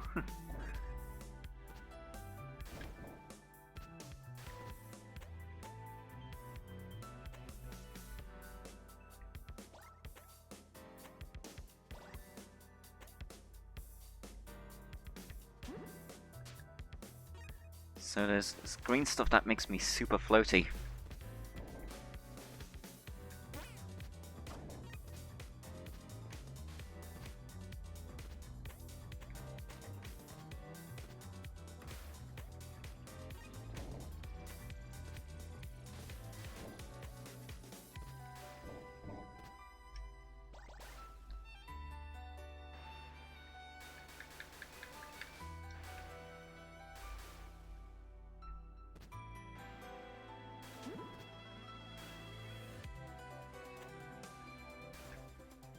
Cool, Jester.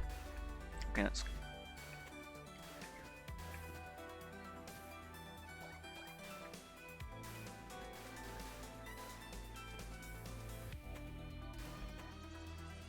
Okay, I think something's up here. Whoa.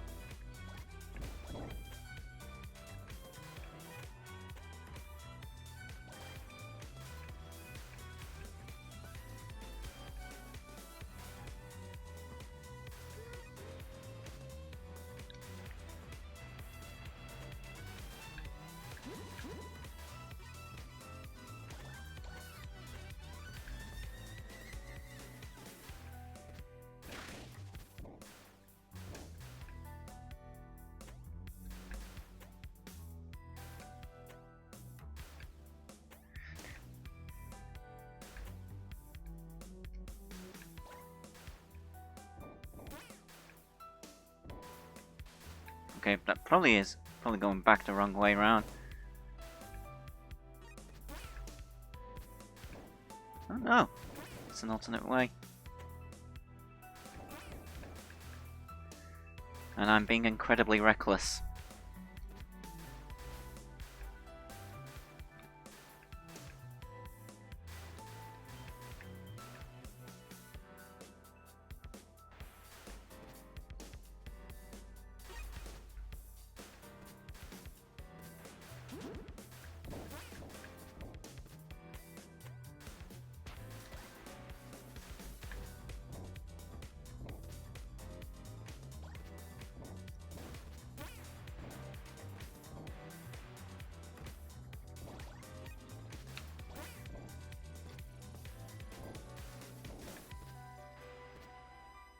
There we go.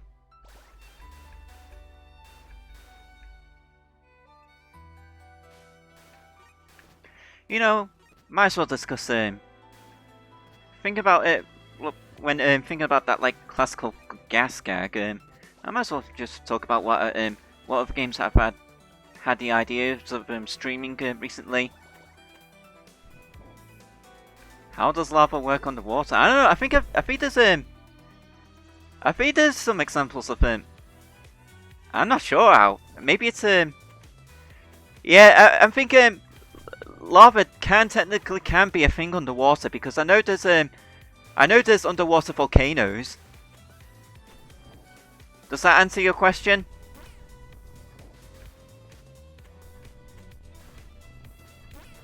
Because I know underwater volcanoes are a thing.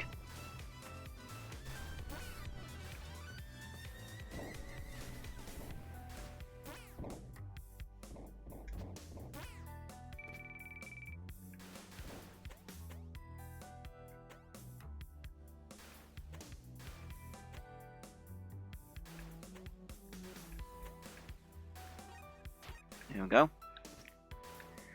Alright, as I was gonna say, I think one of the because speaking of that classical gas gag, because I would like to I think another game I wouldn't mind streaming Simpsons Hit and Run.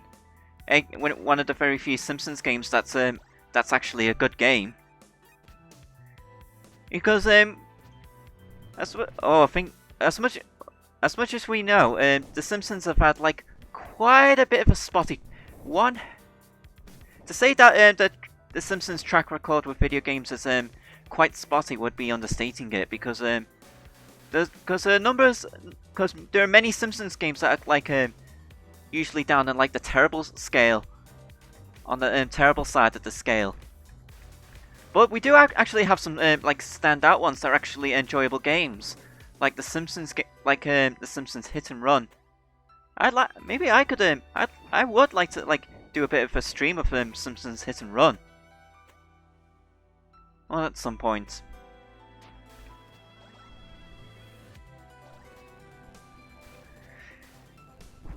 Anyway, as we can see here, it looks like we can get ourselves fire shields here. Plus, I came across like yeah, here we go. This like boiling hot water. This is a gameplay gimmick. This was like a stage gimmick that Sonic After the Sequel did with in Red Hot Ride Zone. The second act, the second and third acts had this like super hot water that would hurt you if you jumped in unless you had a fire shield. That's kind of another thing this game adapts from Sonic After the Sequel. Well, it's okay. Well, I don't know. Wait, it's okay to check your Skype for a moment. I don't know. I am kind of in the middle of the game. It's okay with you if I check my Skype later on, after I've finished playing the game.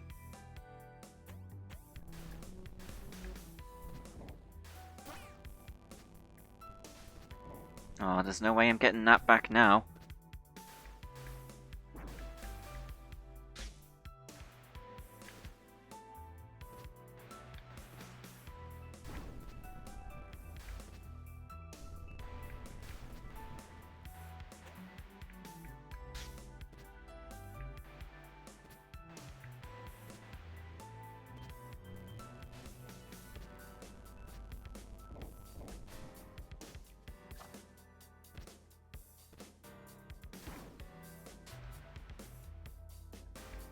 I want my edgy back already.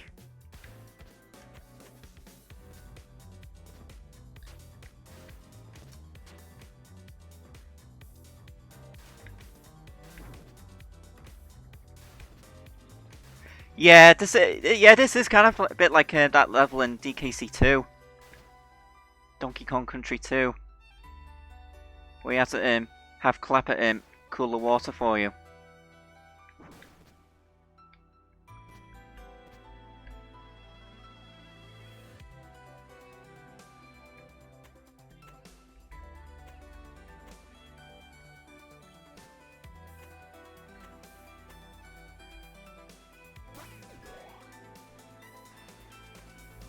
Huh, I got my archer ability back just as I dropped it.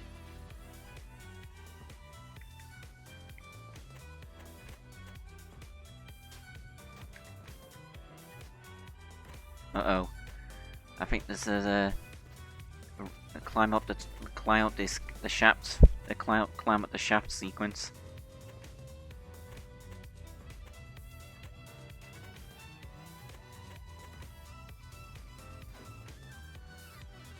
There we go. And the stage ends with without a boss fight. Then again, it could be just like the last stage in which we had a boss after the stage has already been cleared.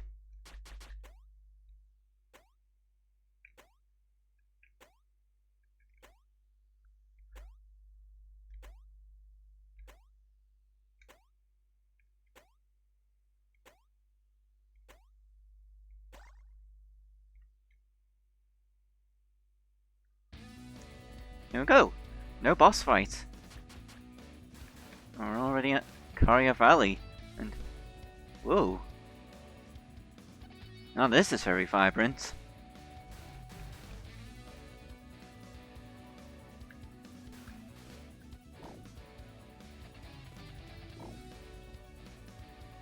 Overdrive glasses for you and your AI pet.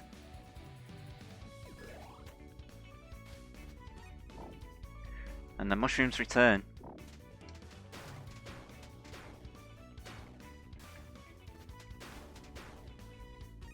Here's Yeji.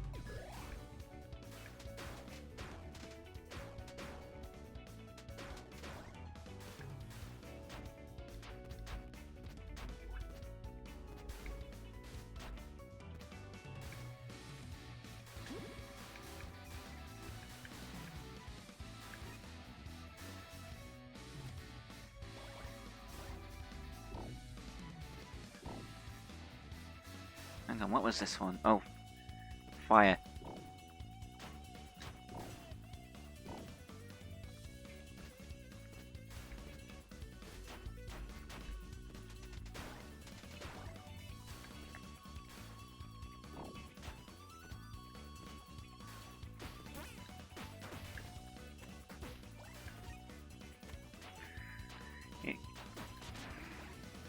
Given the boss fights in the game, I wouldn't be, and as well as the Kirby influences, you know, I kind of wouldn't be surprised if there's a boss rush mode in this game. Kind of like set up like the arena from most Kirby games.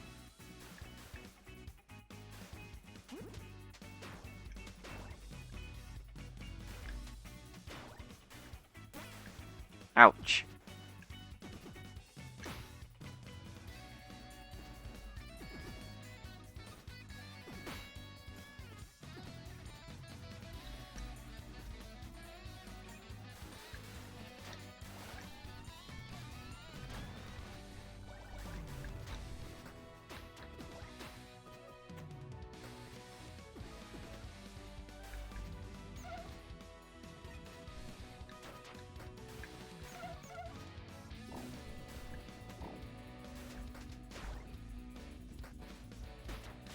Another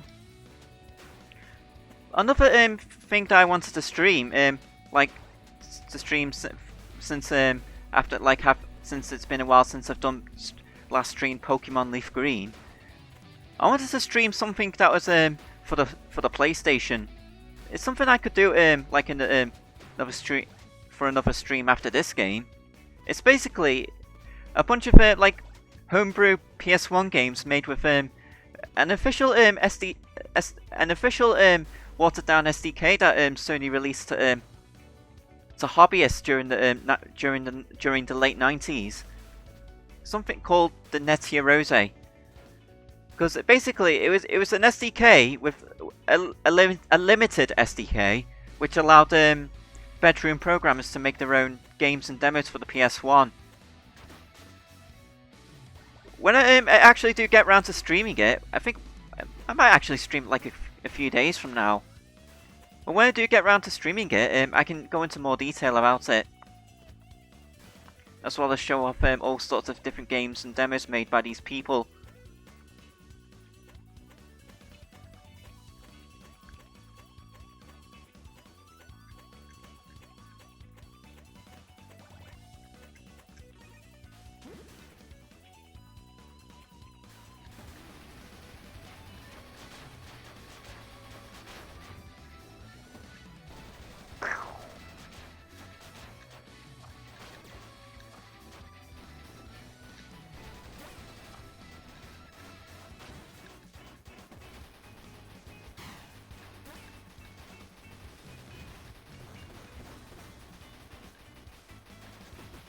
Here we go.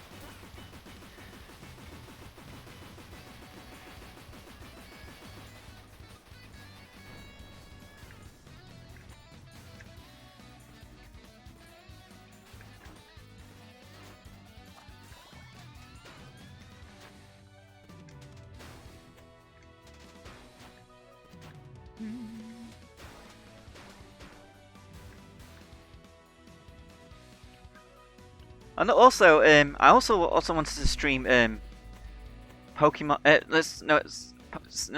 was it? I wanted to stream Sonic before and after the sequel, which the games, the Sonic fan games that Lake Fepard made before making this game.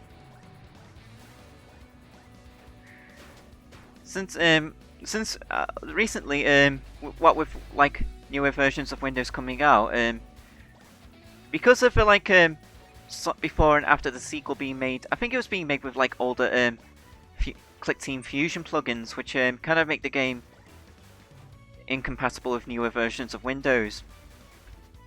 But to compensate for that, he's released the source the source code for the game for his fan game. So therefore anyone who wants to like make it or to update the games and make them compatible with newer versions of Windows can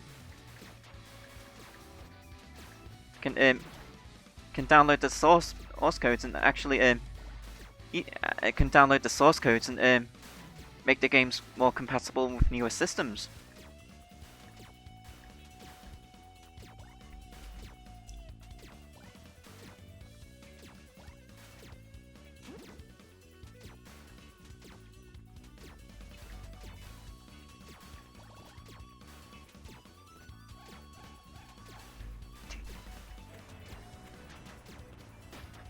There you go.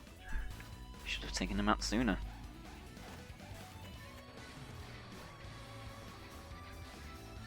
Oh yeah, trains. This is another thing which ouch. Another stage-centric thing that was borrowed from after the sequel.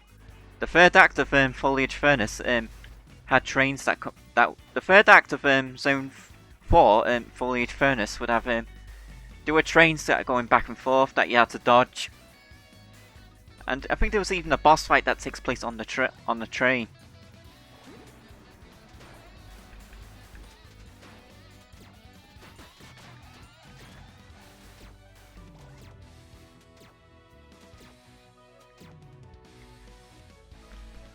MGM, I would say we're in Stardust Speedway, but this is in daylight. And so therefore there's no stars to be seen.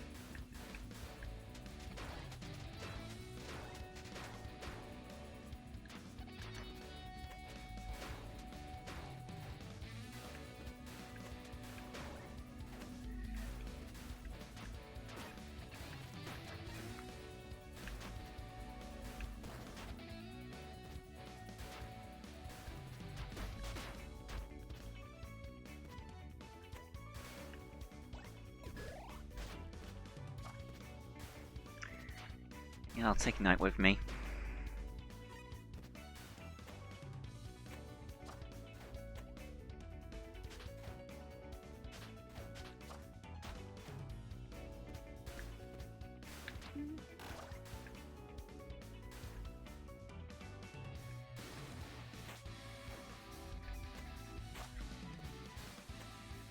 Oh, I think there's a rare power-up up there. Just hoping I can get to it.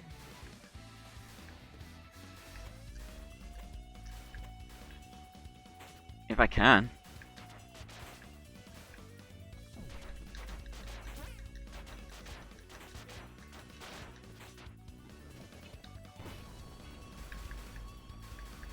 I just gotta get myself some speed.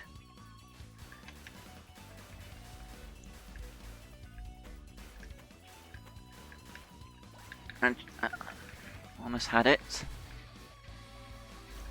Well. Oh, magical!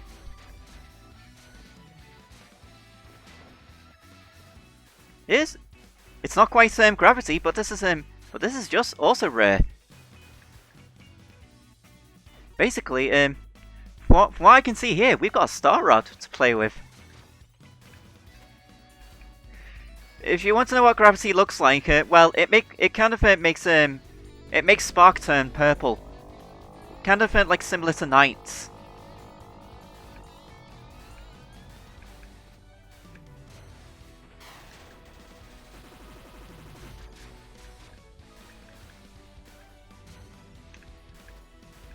And we already obliterated that mini boss.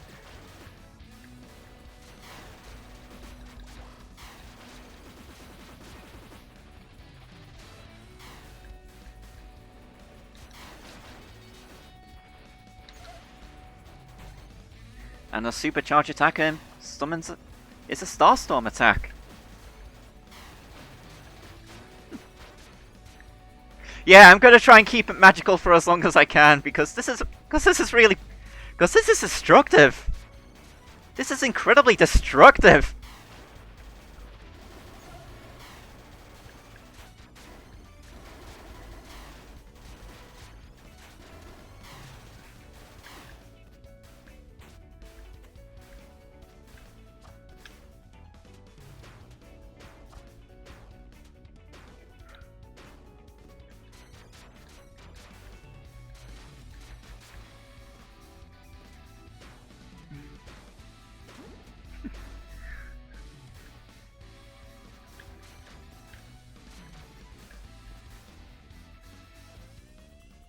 Okay, Nask. Who needs those when you've got magical?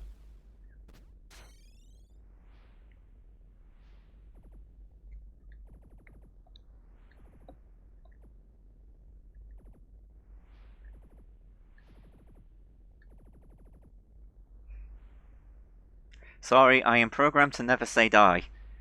In case we offend the kids.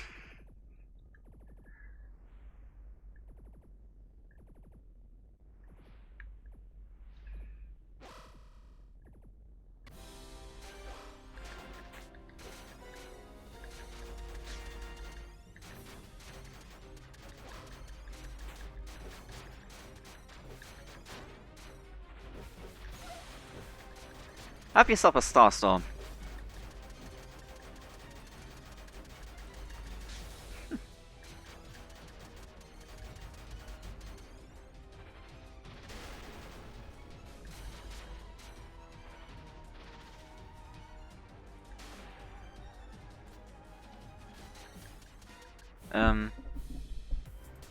Okay. Got a phase 2.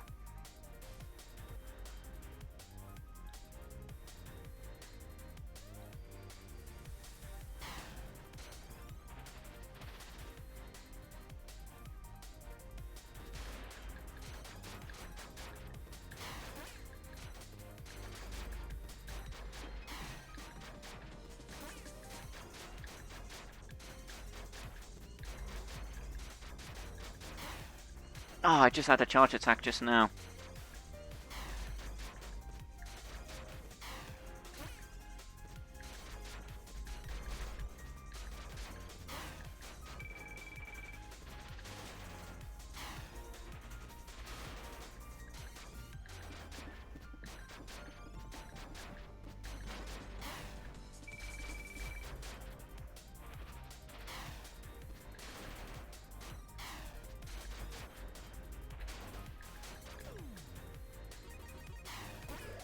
Oh!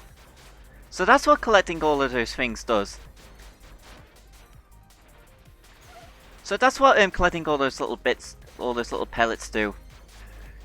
Basically gives me a revive. It's basically it gives me a free revive. So if I run out of health, I come back to life.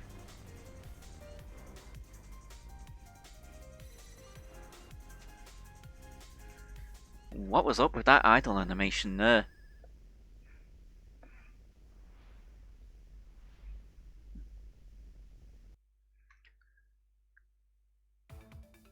Stage 12, Turbulent Plains.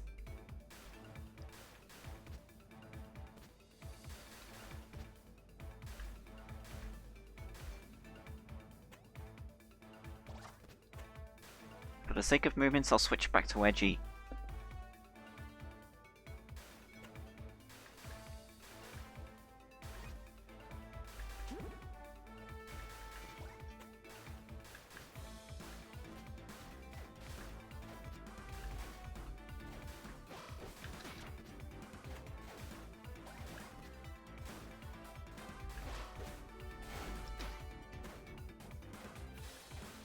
Because I did notice that going around collecting all of those little pellets filled up a small gauge above my health bar. And now after fighting that boss, we've figured out what the purpose is. Yeah, I'll be careful not to lose magical.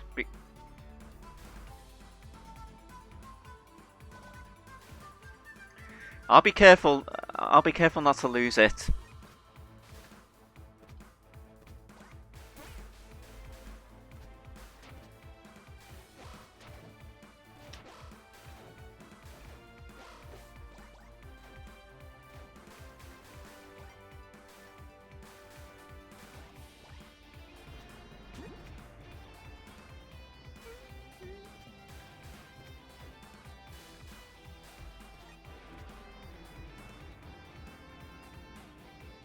Oh god, this is reminding me of those stupid cannons from Sky from what was it I forget what was it, the Sky level from the battleships level from Freedom Planet. I think it was I forget, the Sky Fortress or whatever it was called.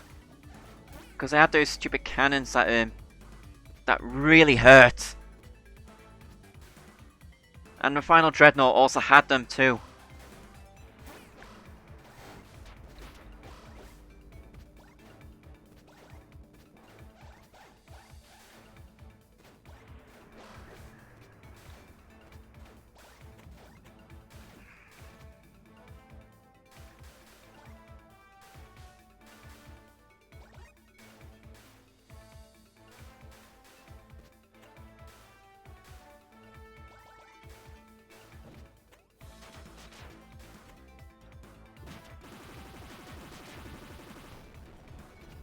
Ah, whoever he was, he just opened the way for us. What a nice fellow.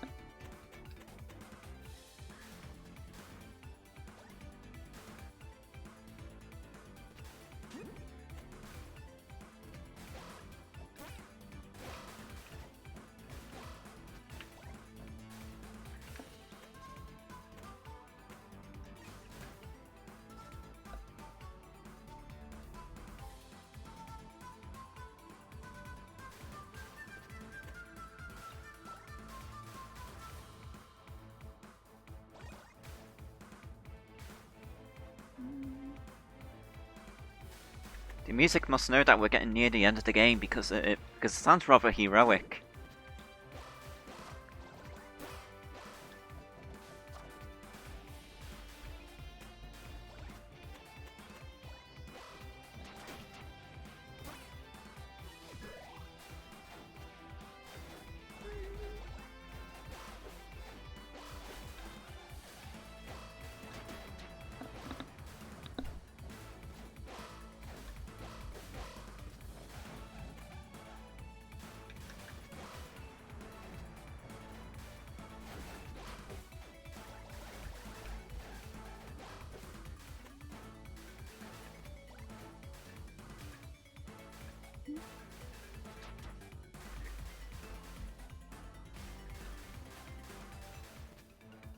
Oh, there's another magical right here.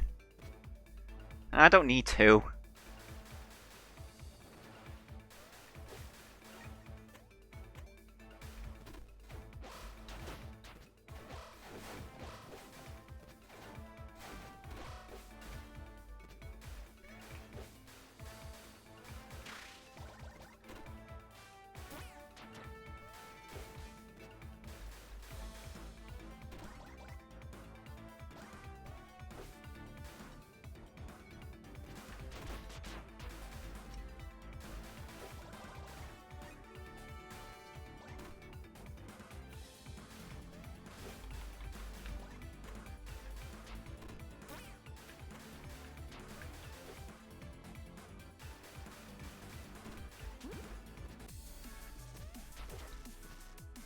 Okay.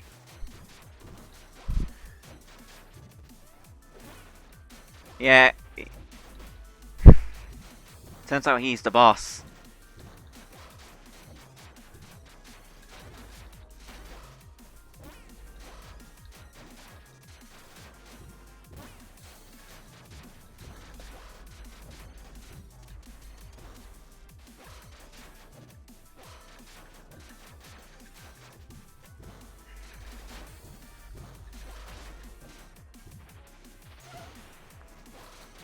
Have a Starstorm.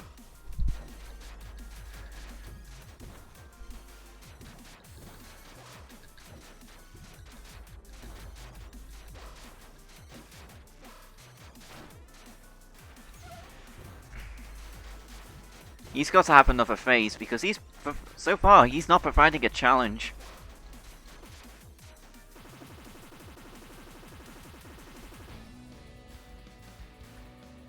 Alright. Alright, I just want to stop for a minute, just have a look at his idle animation for magical.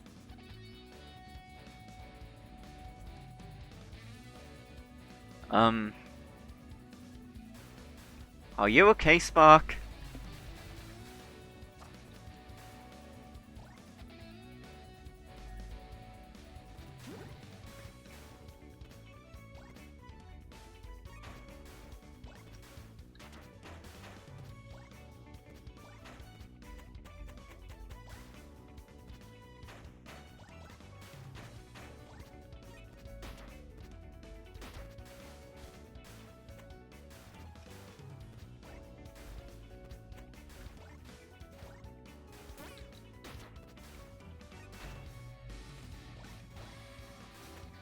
There's Archer.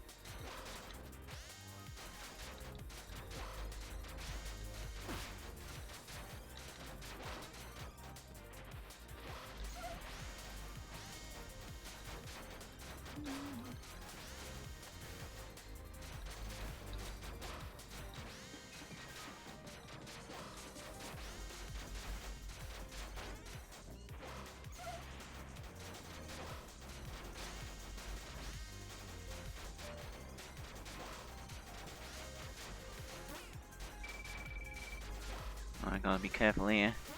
Ouch.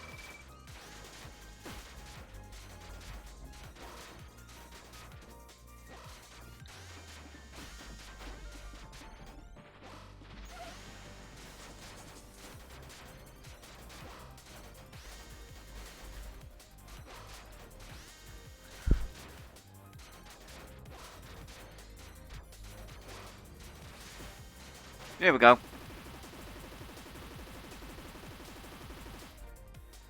Almost there we go. I hope I can get some health. Oh, we're at the end of the stage.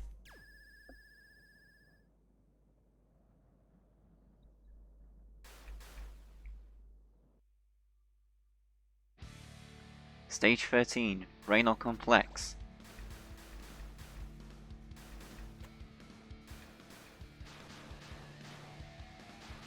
And we got tubes.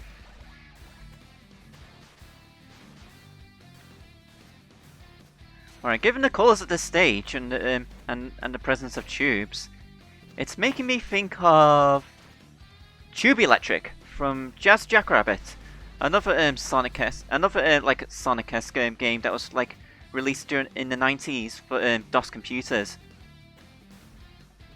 Another game that I've also thought about streaming.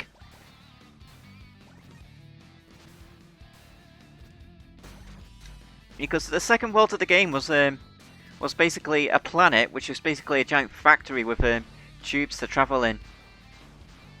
And it also had a yellowish colour scheme. And it also returns in the sequel, Jazz Jackrabbit 2, because one of the episodes in the sequel is basically as you're going through the first 3 levels of the original game. So like as a nostalgia, except remixed.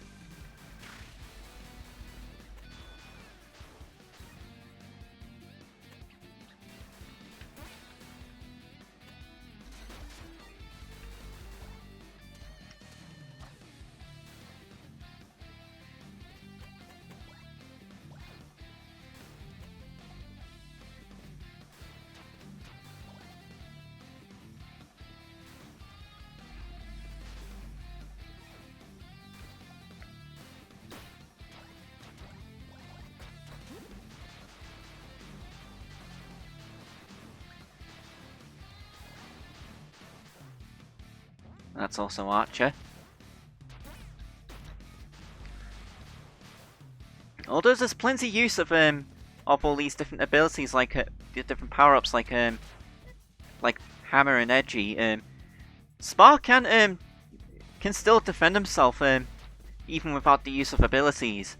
These power-ups basically act like extensions of his natural abilities, and I like it when power-ups are just that. Extensions of a character's abilities.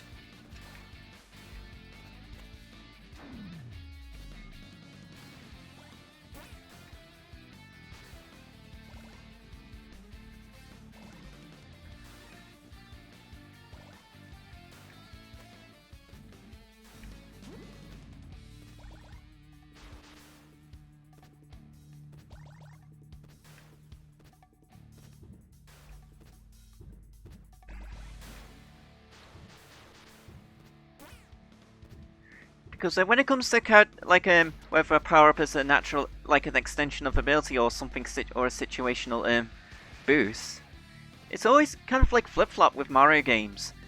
In 2D Mario games as well as 3D Land and 3D World, power-ups acted like an extension of Mario's abilities. In most 3D games, 64 or in Galaxy, they were basically just like situational power boosts, like say the Vanish Cap, or Spring Mario.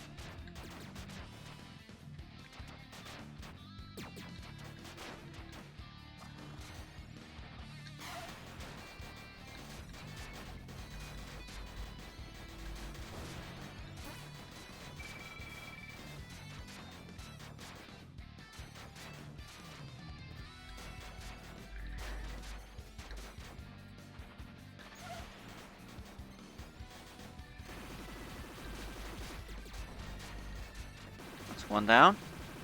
That's the other down.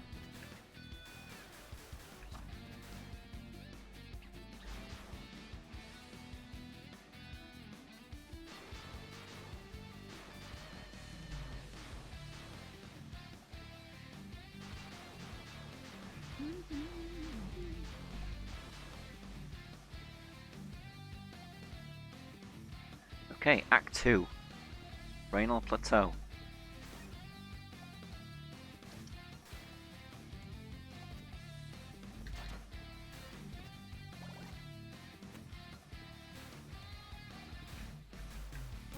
Ouch.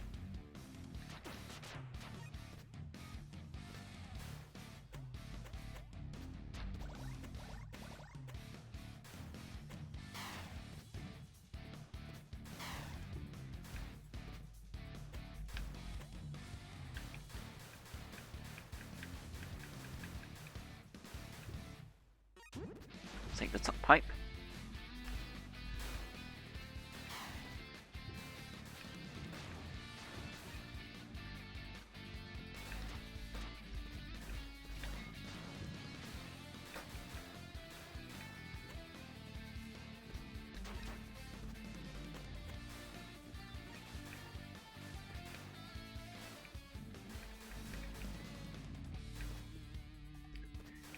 Definitely, though, sure, a lot of alternate paths, to levels, which I do like, because then I can try explore like, because it gives me all the more incentive to explore stages.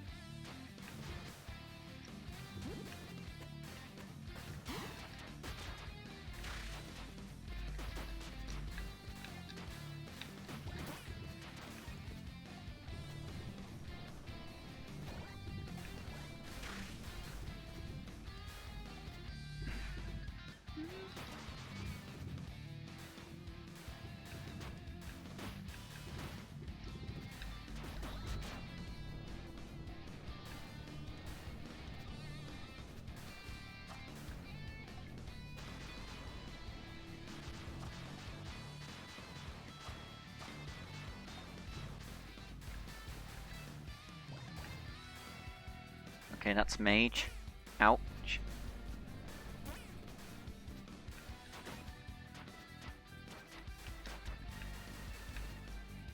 Oh, here we go. Here's Gravity Jester.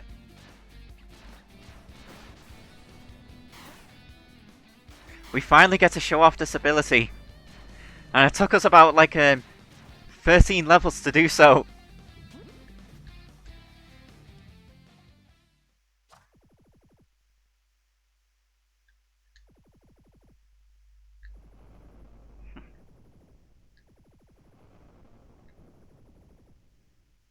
I just want to finish this as soon as possible.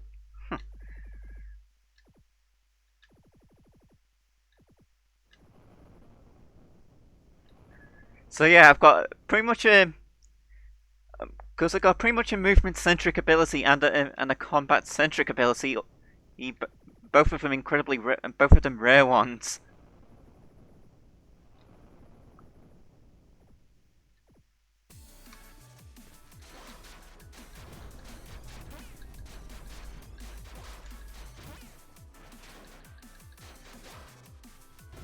I don't know. I might sacrifice gravity at some point for to get edgy back again or something, because both edgy and wind are very good for moving about. I could keep gravity a bit longer just because just shortly after I got it, we've got a boss fight.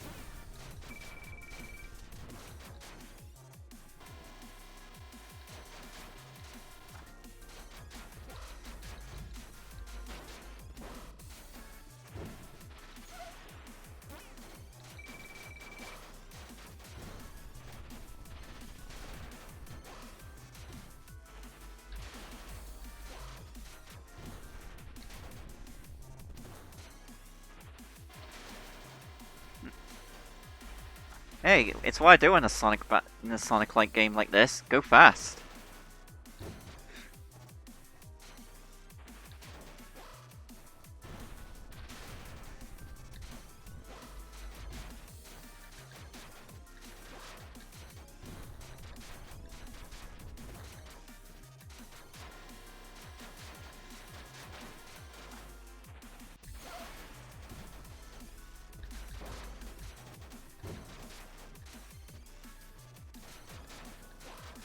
Come on, just this.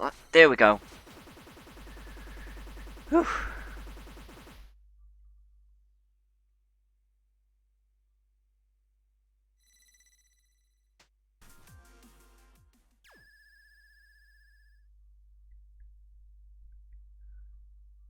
Stage clear.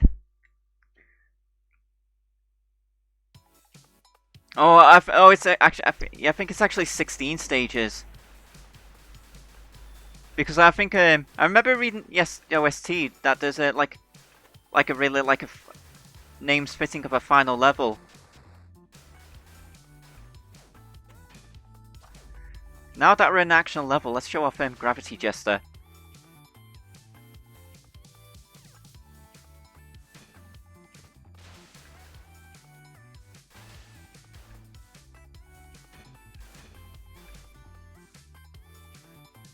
Basically, we can fly anywhere we like.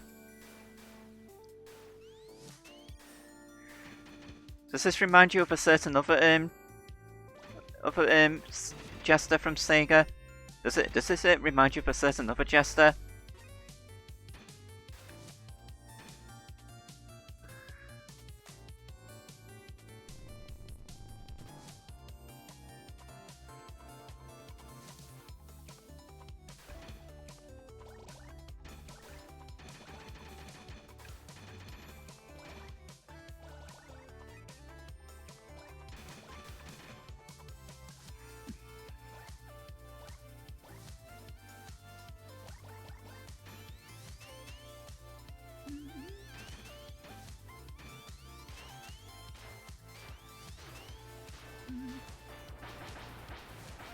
Okay, and we've got tubes kind of like those in Metallic Madness and Death Egg.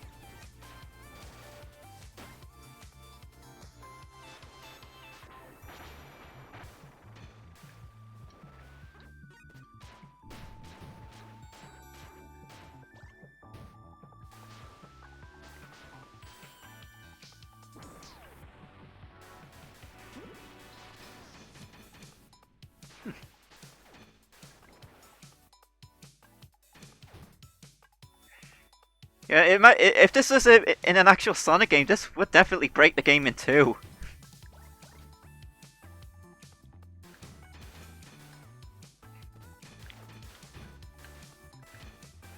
Kirby can. Now, when it comes to Kirby can fly anywhere when he wants. And in most games, there's like no limit to how long Kirby can fly. So basically, Kirby can just fly over every level. Then again, he'd be travelling much slower.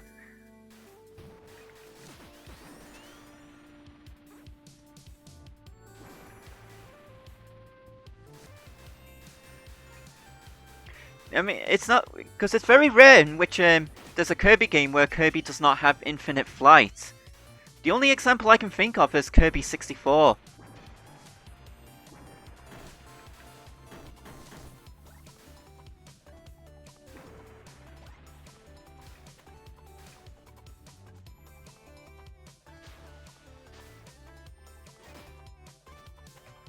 There's another magical. You know what? I think gravity is too broken. Shall I get rid of gravity? It's kind of too broken.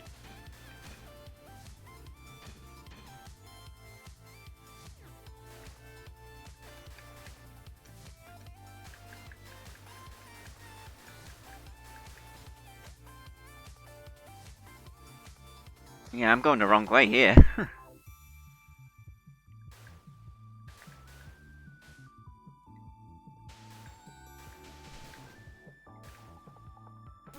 That one crystal in 64. Which one?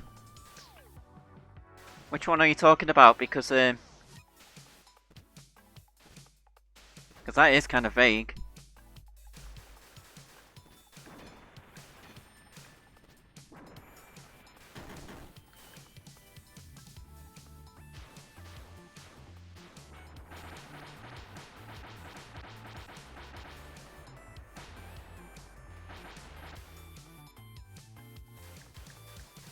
Oh, Rock Cutter one. Is it the one where you had to use is it that one in Aquastar where you had to use rock and cutter to get a stone and cutter to get?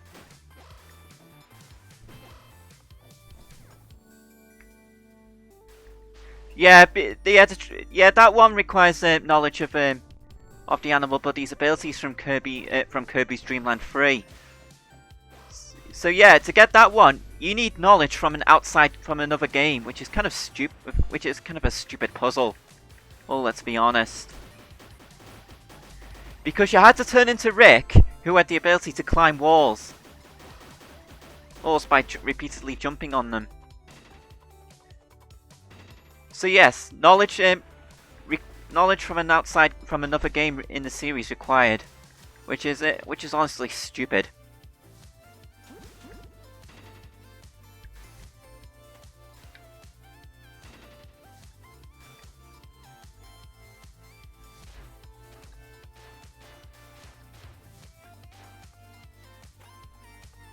Yeah, because yes, it is random because you have to after getting the ability, you just have to keep changing back and forth until you get Rick.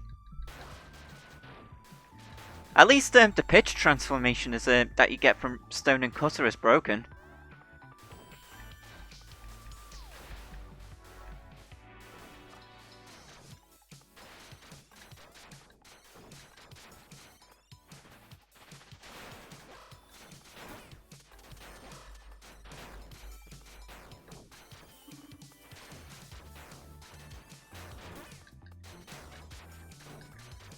In fact, quite a lot of combinations in Kirby 64 were broken. Because you've got like Bob and Cutter, which gives you exploding shurikens. And you've got Ice and Spark, which turns Kirby into a fridge that shoots food that not only hurts enemies, but you can also pick it up and heal yourself.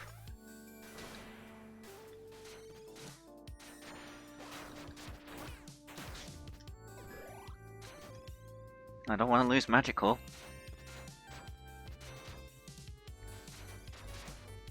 You're dead. Dude, you're dead. Go away.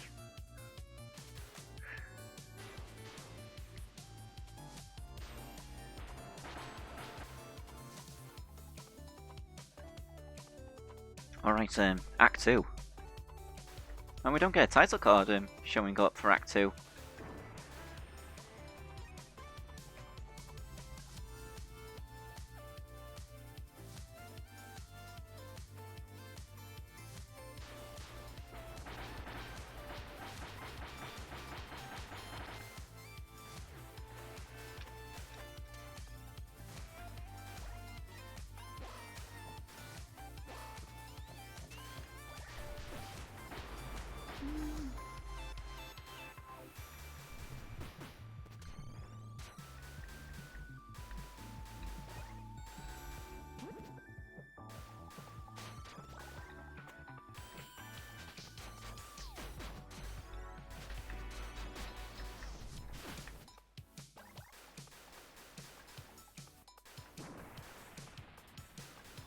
Speed. Glorious speed.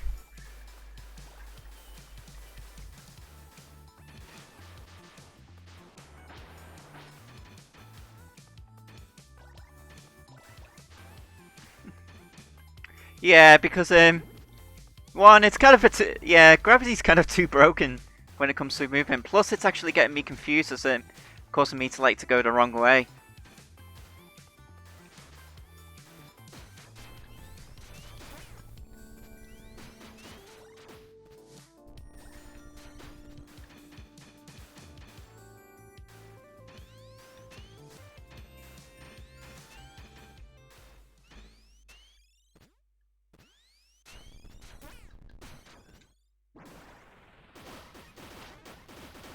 Music stopped. This means something. Tower of EOS. Oh, this is the Act 2.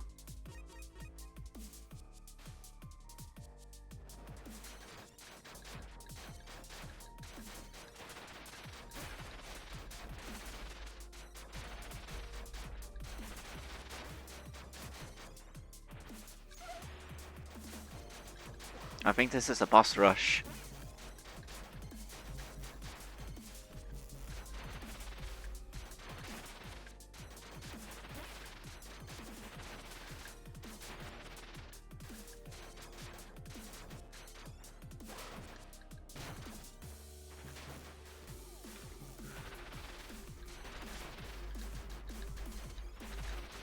There we go.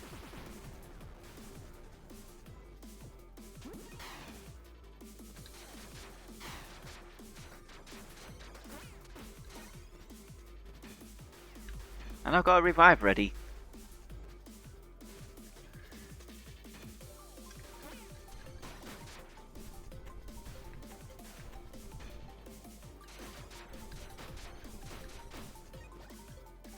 Oh, it's not. No, it's not. It's not a boss rush. It's a completely vertical level.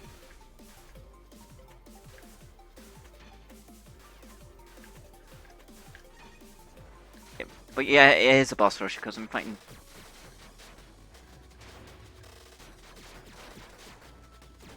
Because I'm fighting bosses again.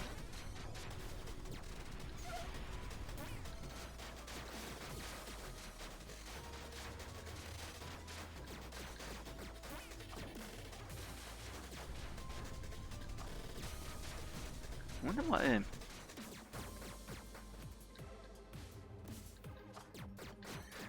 does Gravity have a supercharge attack?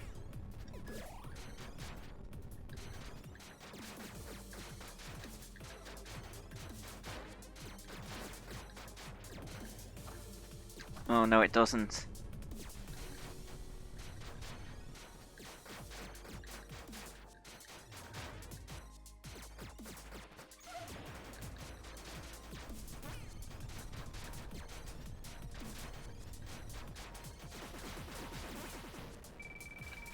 Need health.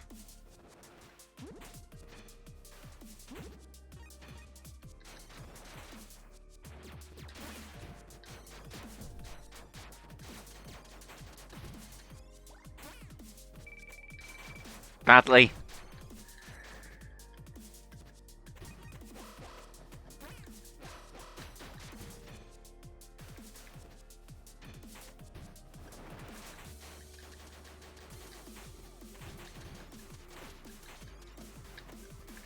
Gotta get health.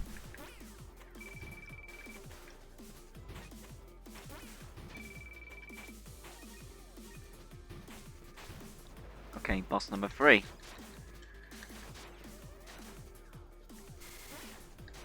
Yeah, it's from the first level, the first couple of levels of the game.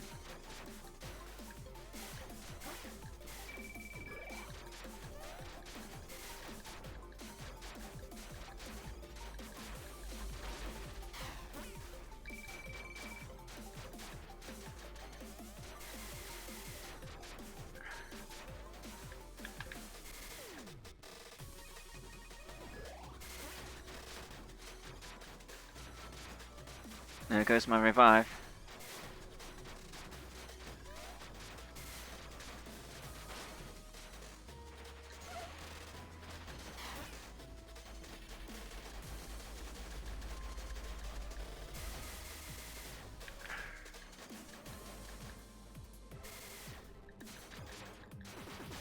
Here you go. Ouch.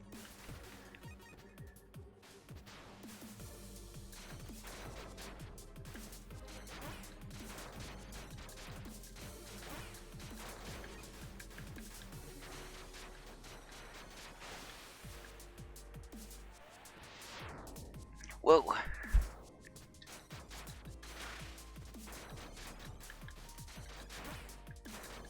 Yeesh.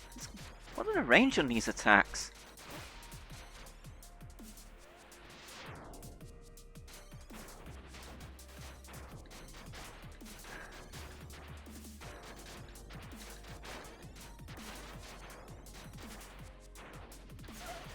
Starstorm!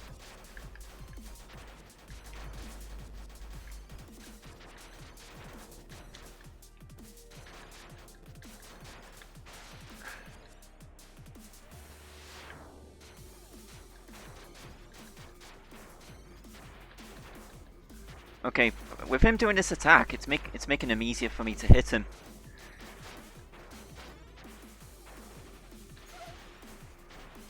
Give me enough time to do a charge attack.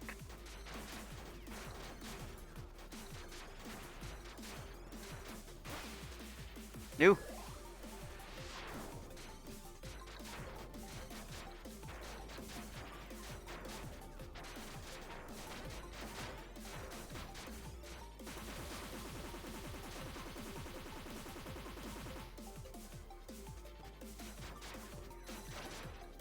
Oh, look at who it is.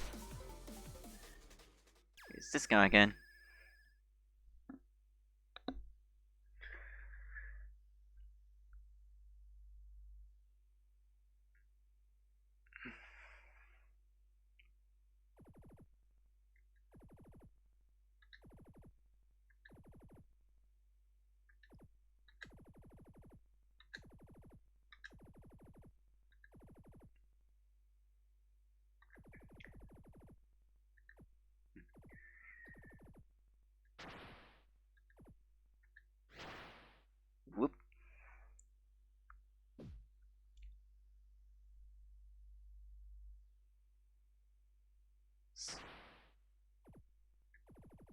Right, so this is a thing.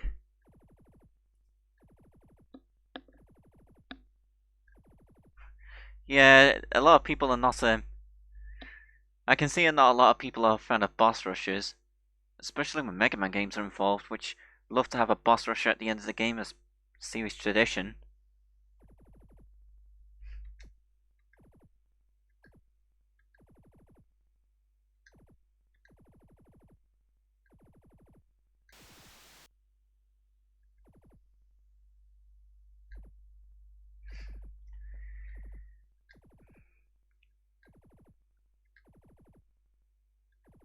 Stuart Armstrong.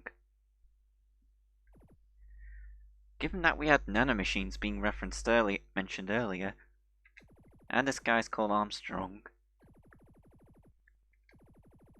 Metal Gear Rising references? Because I know Sonic Chrono Adventure did have some references to that game.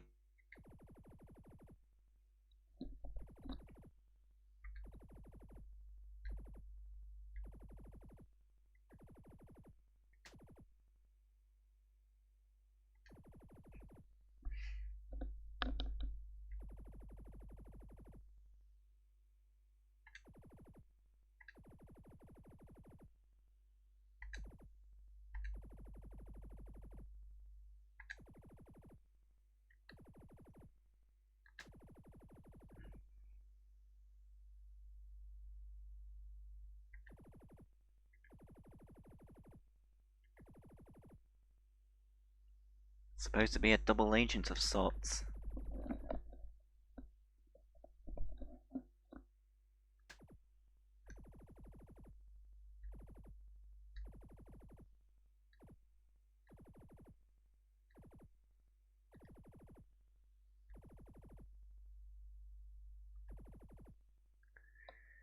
Well, I think I wouldn't be surprised if there are Metal Gear Rising references if Lake Fepard enjoyed the game just as much as he enjoyed Sonic and Kirby.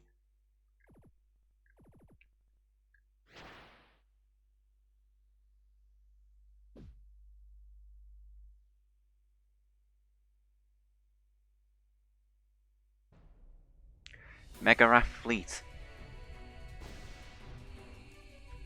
We're almost at the end. I can tell.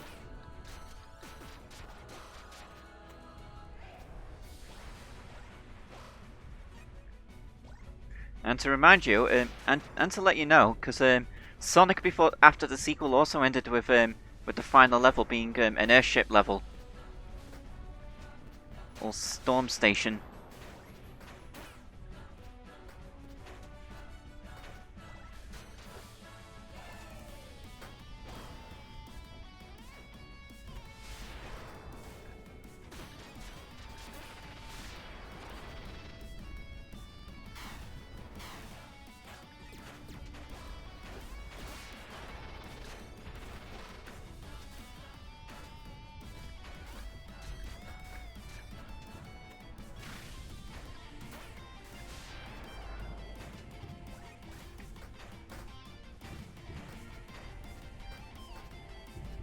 And these platforms are kind of like a Wing Fortress.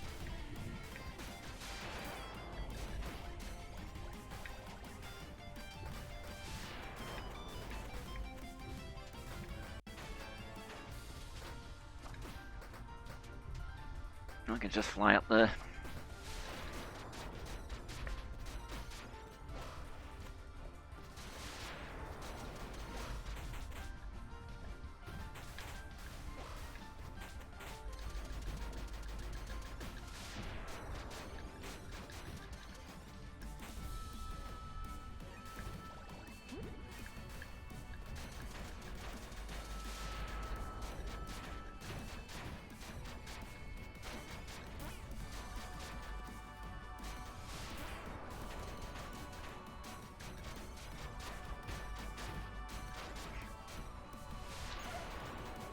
This is unfair on him.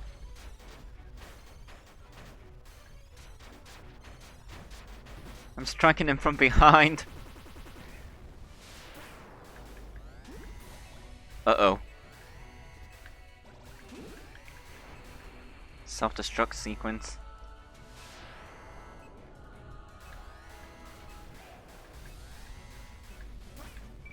No! I've lost gravity!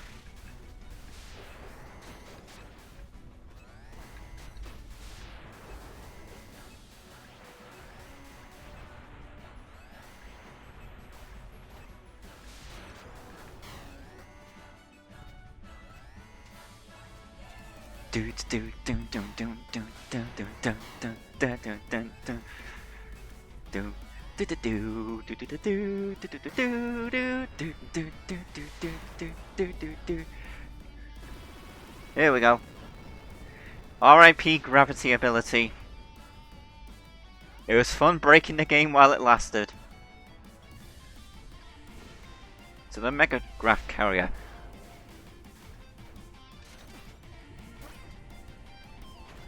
No, I don't want to lose you as well.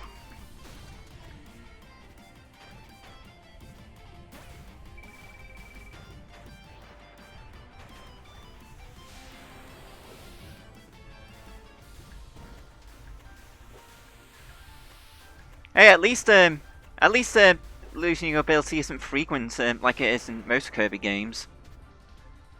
At least dropping your ability from taking damage isn't as frequent as it is in Kirby. Because in some Kirby games, like Kirby's Adventure or Amazing Mirror, you lose your ability from any attack, from any form of taking damage. And if you got hit very frequently, it got annoying.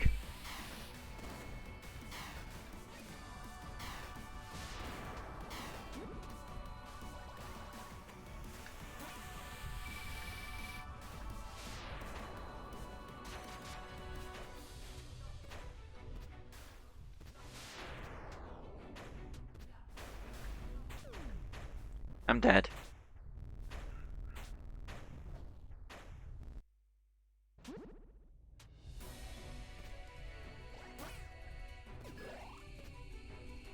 No, I ain't losing you again.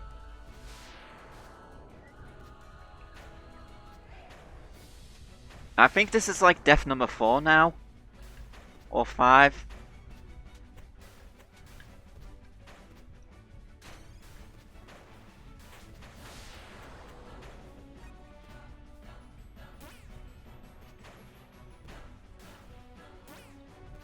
And a bit of like, whoa.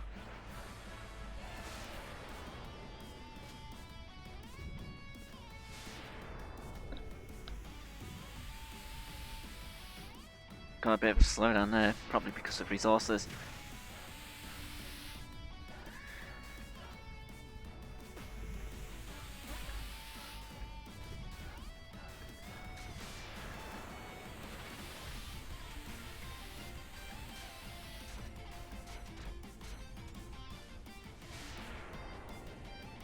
Come on, drop me down.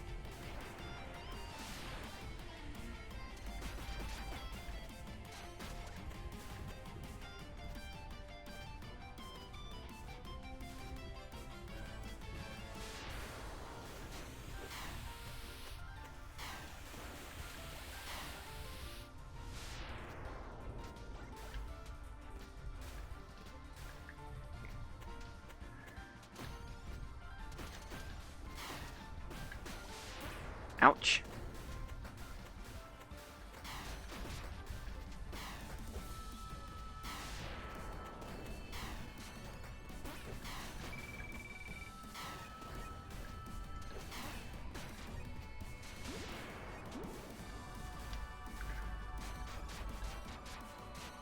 Yeah, it's this boss again.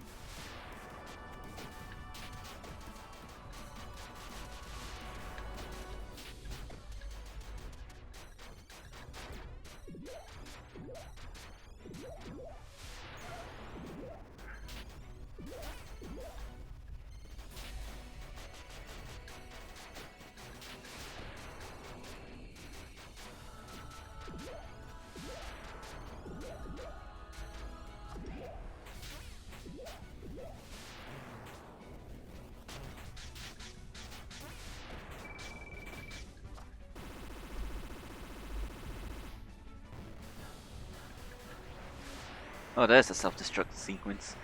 No, no, no! Hurry up! Maybe I should restream Warrior Land 4 sometime. Because I wasn't quite satisfied with my initial run of the game, because it was a super hard run. But I felt I could have done better.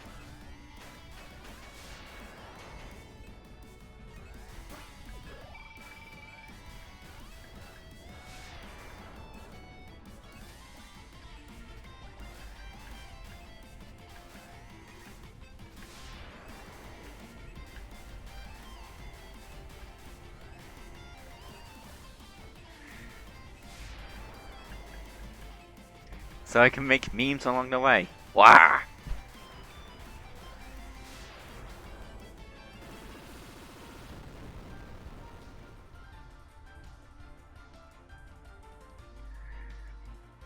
Megaraph Destroyer. Given the name of, that this one is called Destroyer, this is probably the last one we need to beat before the end of the stage.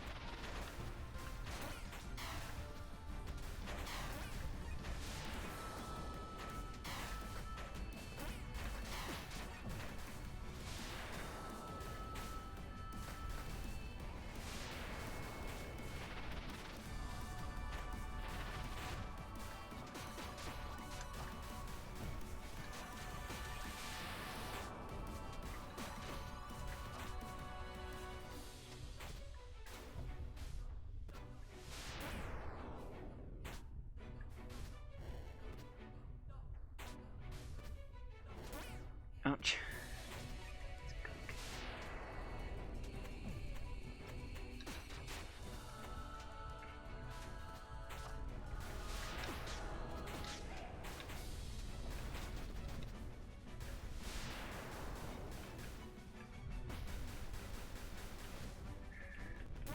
Ouch.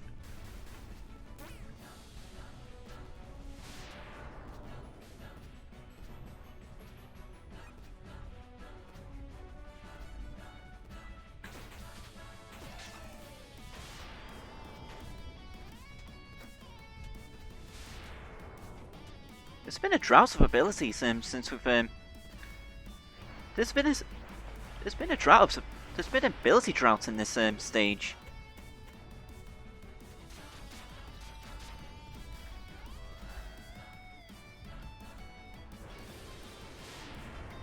Whoa. It's another one of those. It's one of those sequences.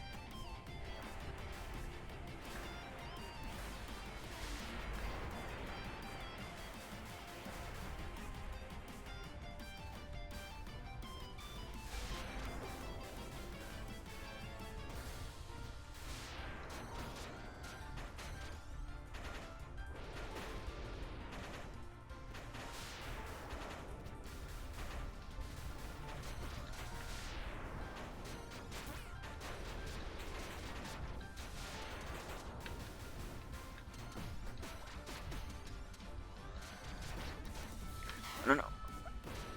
Ooh. No Starstorm, unfortunately, because I got hit just as I was trying to escape.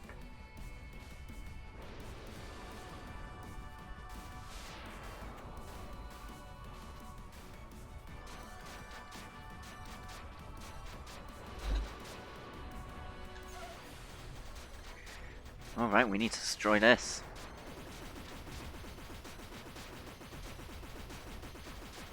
And we destroyed it with Starstorm.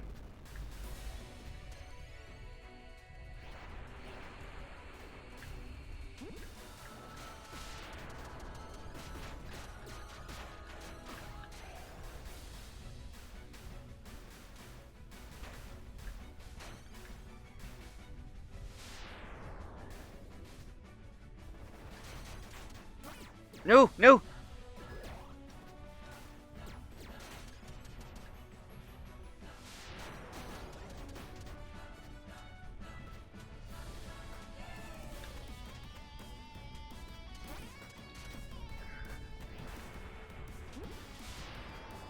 Ooh.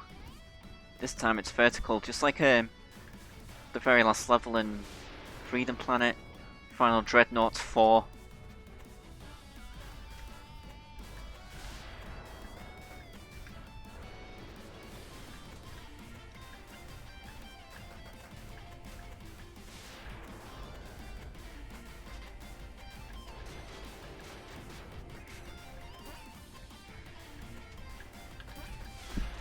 Freearm had a look at Brevon's design documents and decided, hey, this laser looks cool, let's incorporate it into my destroyer.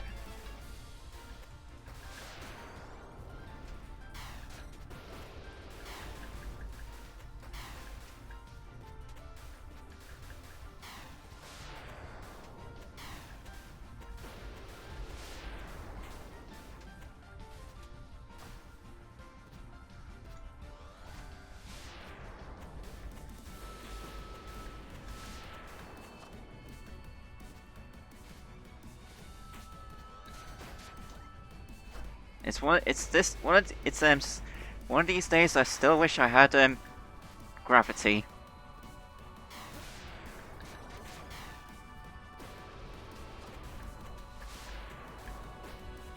Because I could just fly up this section.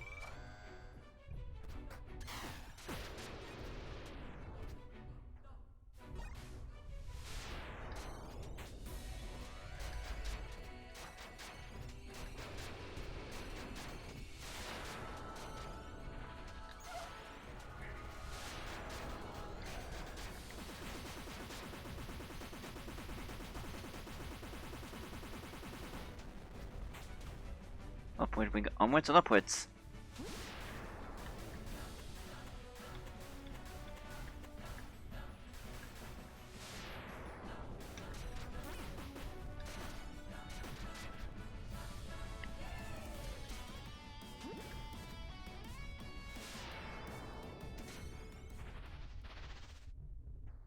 Sounds like a boss fight's coming up.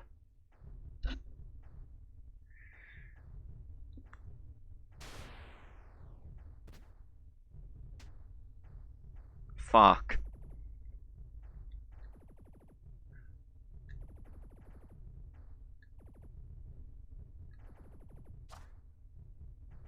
Oh, I can switch abilities in cutscenes.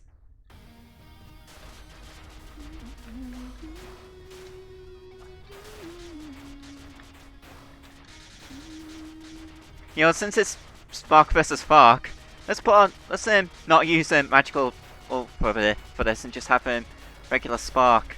Make it an even fight.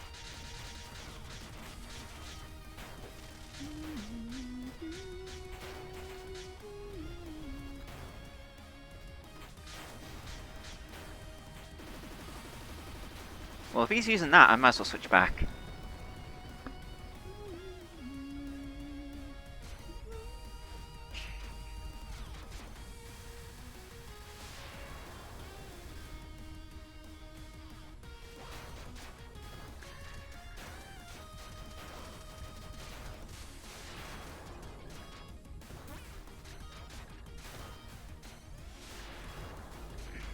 Yeah, we get some really boss music to accompany this fight, which is basically the main theme.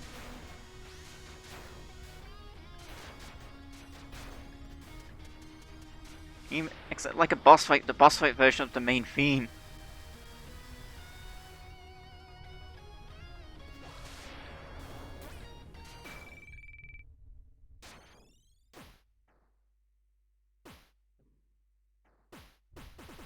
Here we go.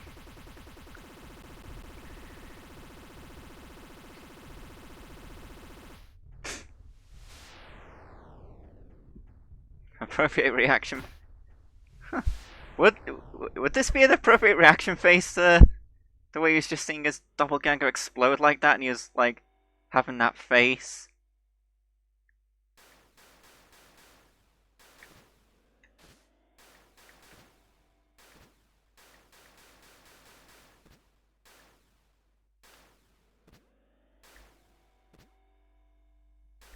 Wonder what's happening now.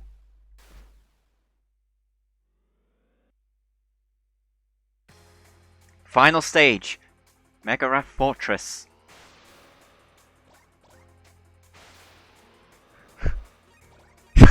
Yeah, I really should have done some Metal Sonic quotes for that. Long time no see, Spark, my loathsome copy. Oh, whoa! This stage has got loopy loos, just like Death Egg. This stage has got loopy-loos.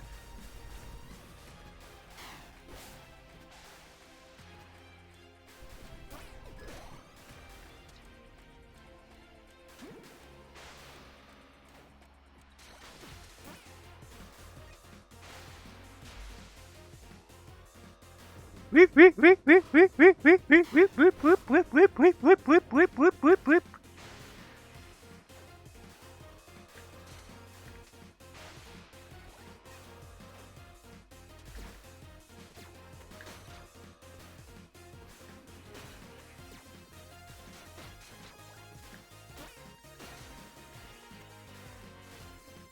And we finally have enough and we finally get abilities again.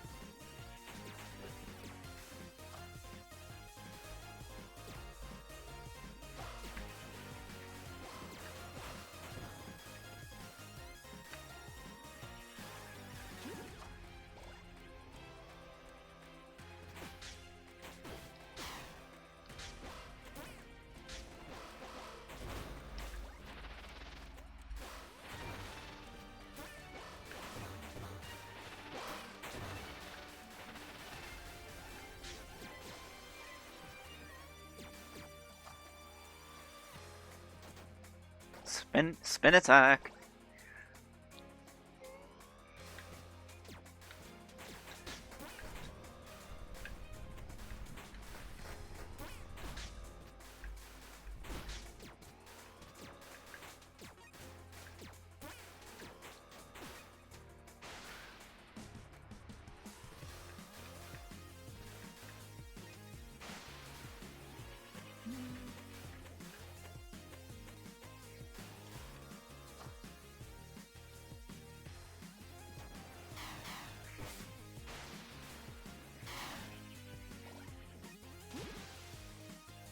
Weep, weep, weep, weep, weep, weep, weep, weep, weep, weep, weep. Okay, I won't do that again.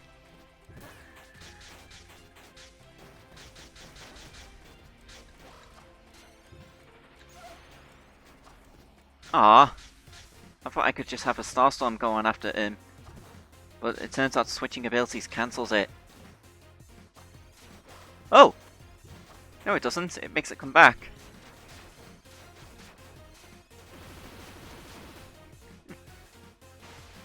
That was weird.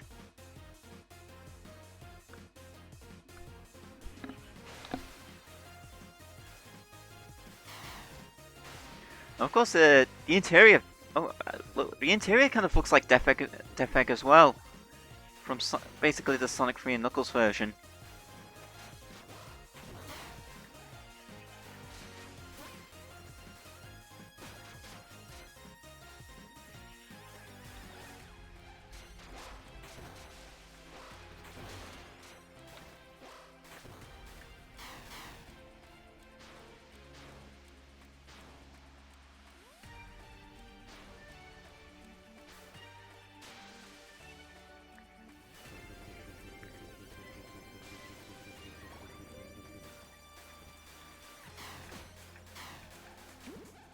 Oh yeah, speaking of like Metal Overlord, some of the enemies we've seen so far did kind of look a bit similar, like have similar eyes, like that one mini boss we fought.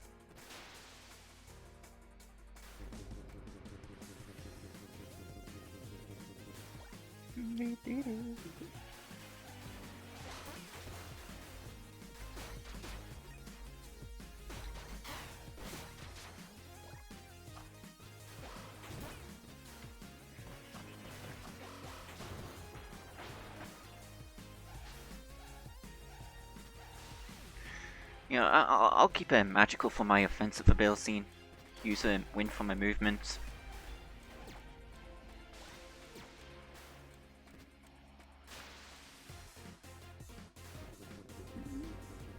So yes, this is basically Death Egg Zone.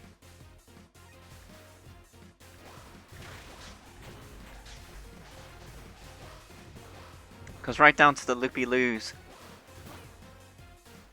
Except we're not in space.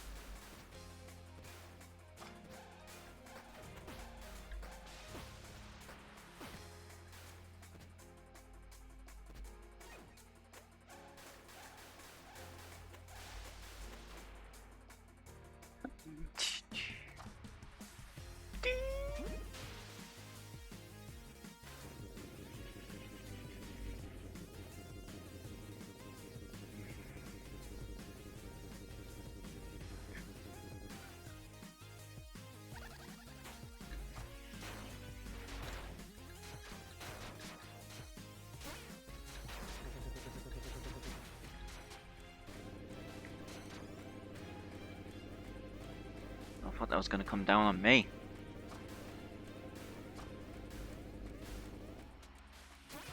Ouch.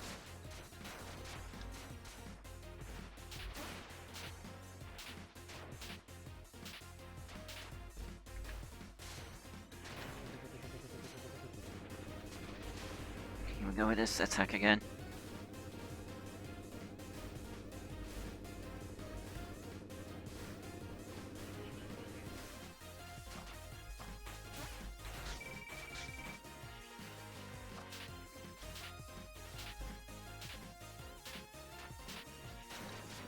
Die.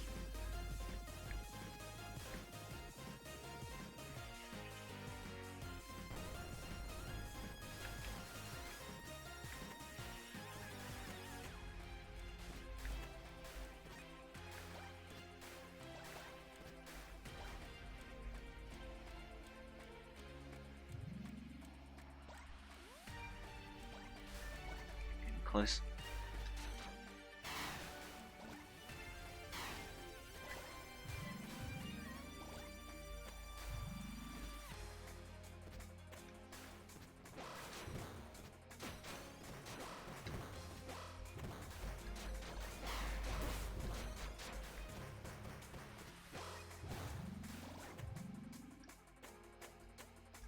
Oh, we haven't had any anti-gravity or anything yet.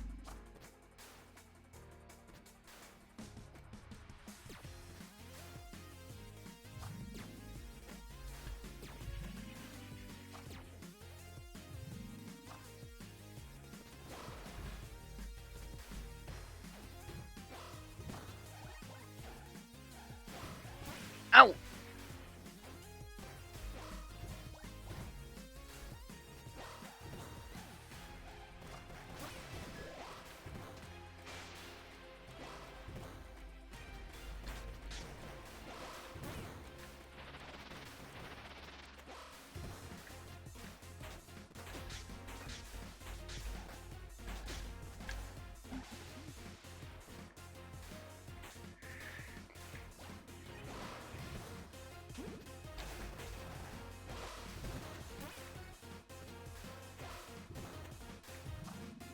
Whoosh.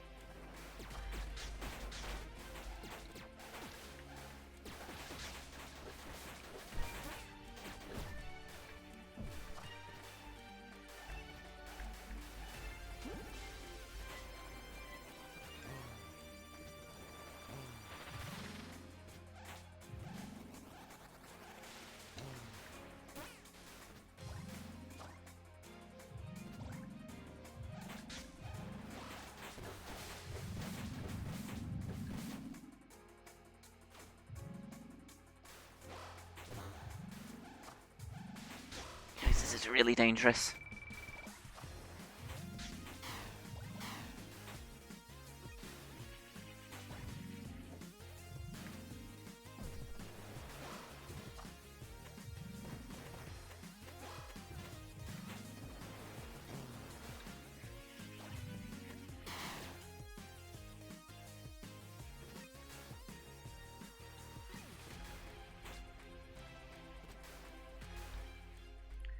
And the stage is over.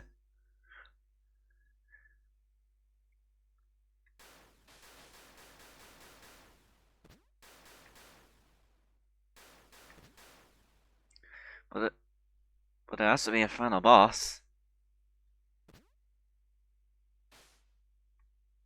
Because right at the end of the game, just all these abilities were being given. Edgy, Archer, Mage, Knight, Magical.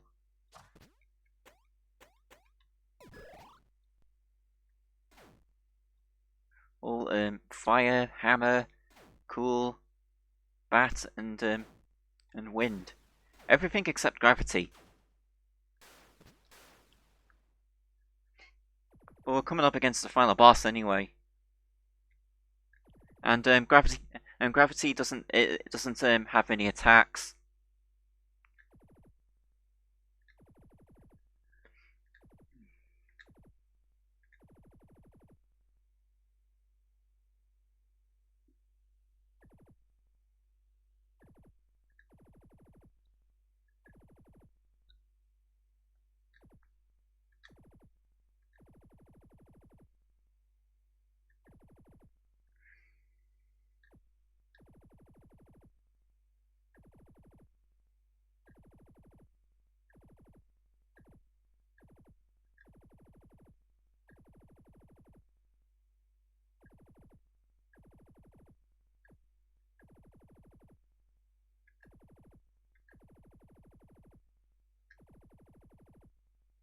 Weather control unit.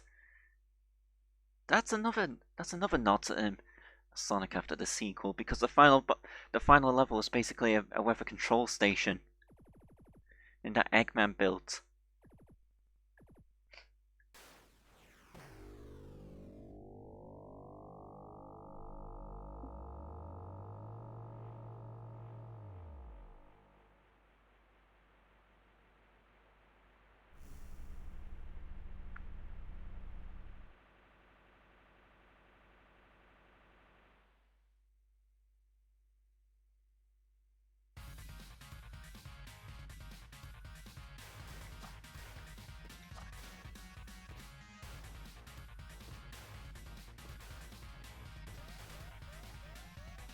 Uh-oh.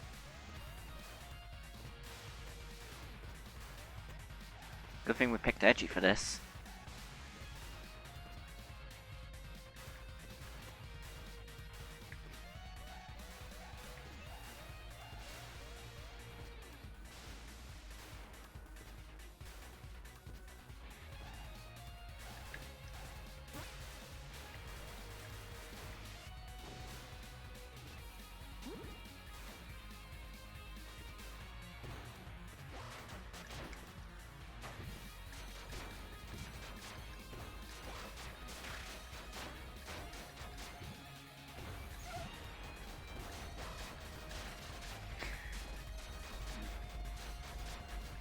We'll Starstorm this thing.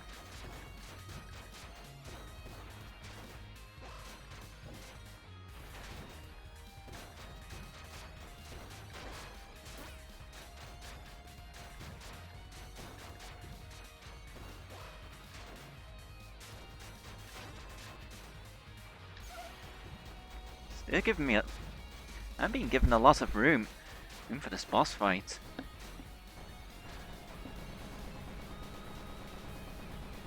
As well as a camera that tracks both me and the boss.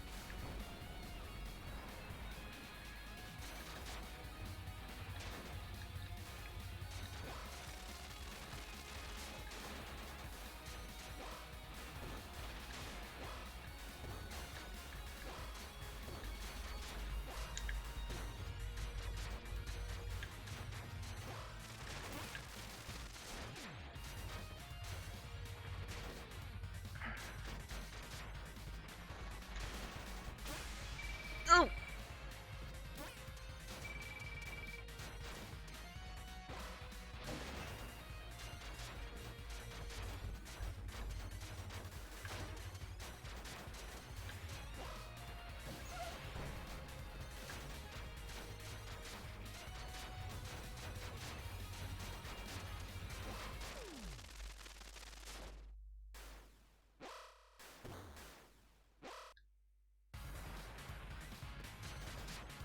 Well, at least I don't get to fight the other thing again. I can just start getting straight from this.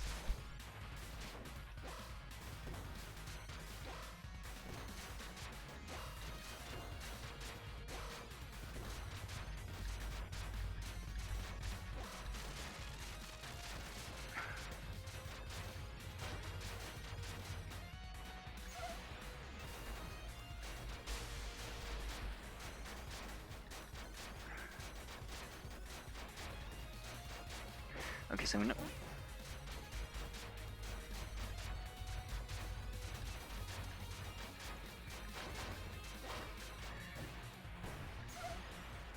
Okay, so we now know to get behind him when he does that mega laser. Now, actually, we're just refighting this. We don't have to. We're just starting over from this phase of the final boss.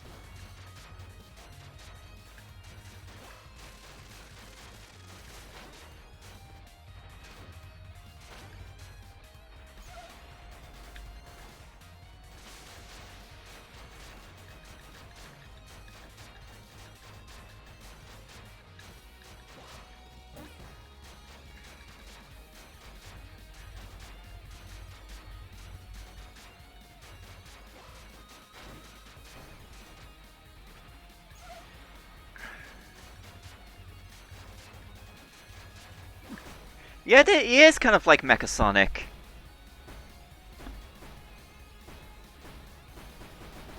He's even he's even dodges about the.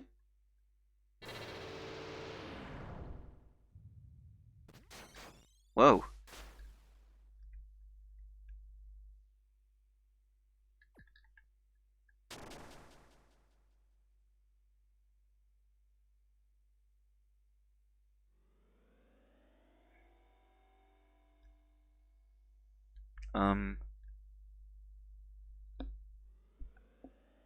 What the? I think something. I think Spark got killed, but now we're playing as Fark.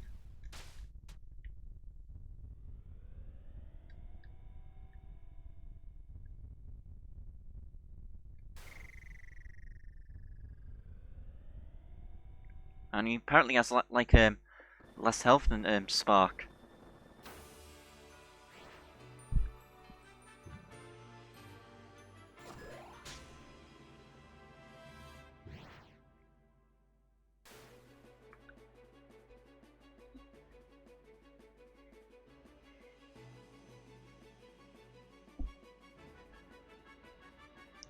Oh, we got a super form.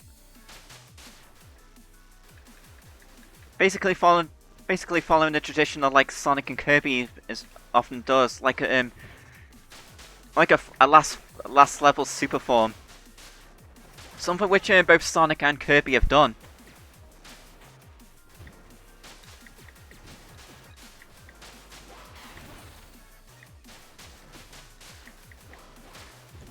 Yeah, we're Super Spark.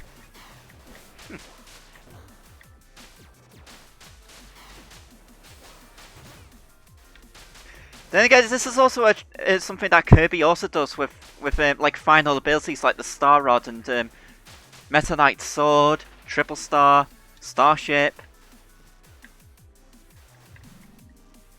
All that as well, all that jazz.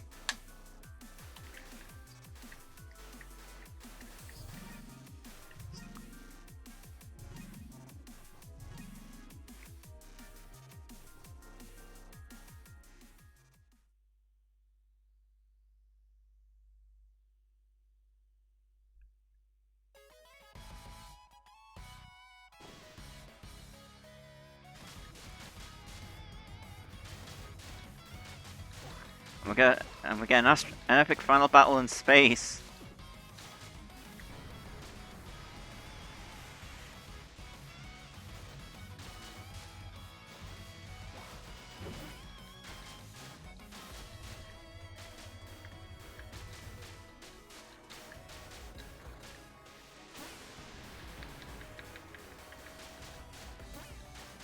I've already lost half my health bar.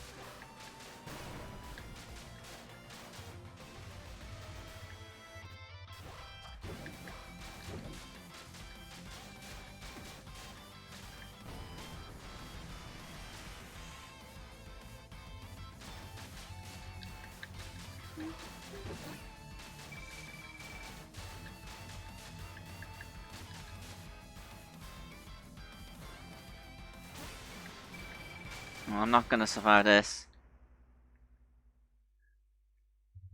I think this is death like 6 or something.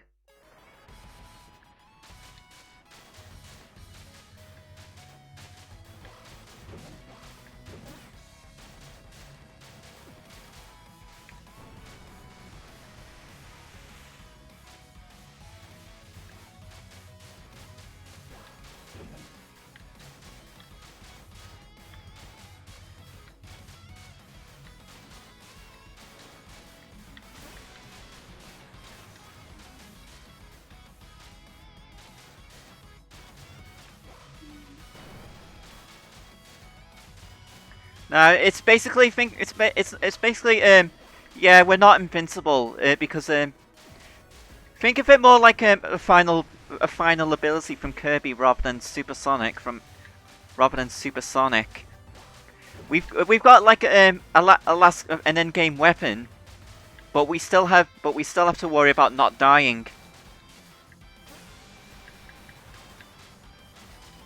You know, basically like the final battle against Nightmare in Kirby's Adventure.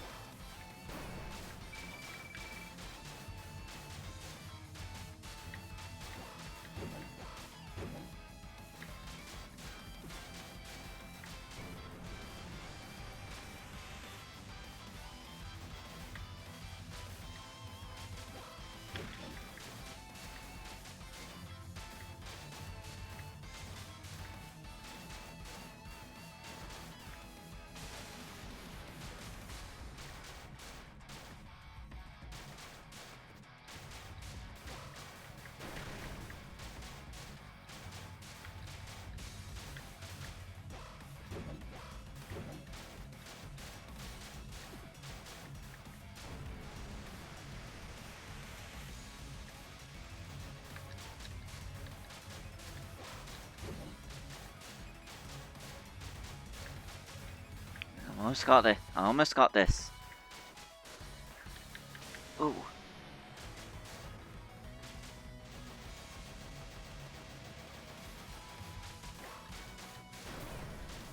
Almost. Die!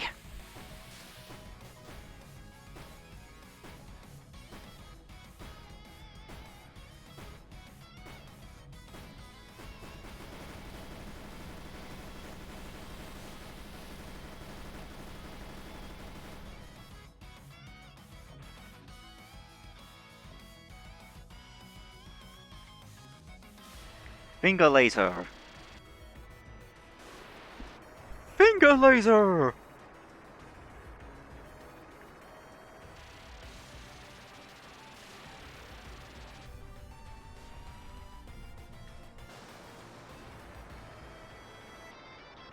This sort of laser attack is overkill, yet you keep surviving it.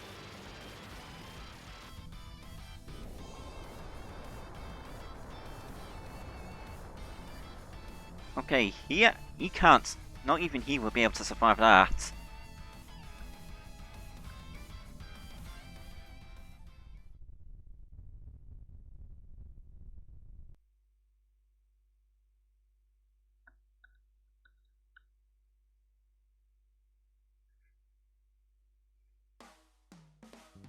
And that's it. The game's over. Yes. Stop! Stop! He's already dead!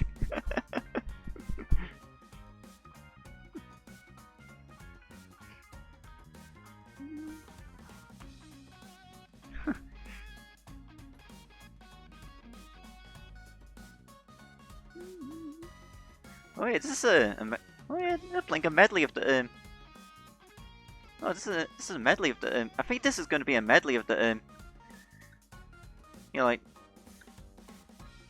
like a medley of the different song levels we've been through.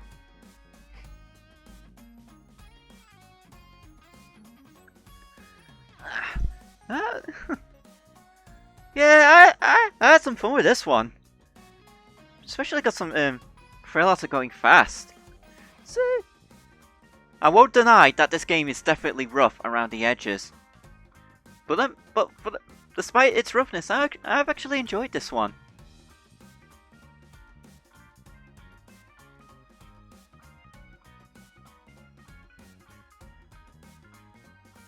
Yep, these are all the guys who made the music. A number of these are names from Sonic before or the sequel. Now, Spark was the one firing that laser. He's probably survived.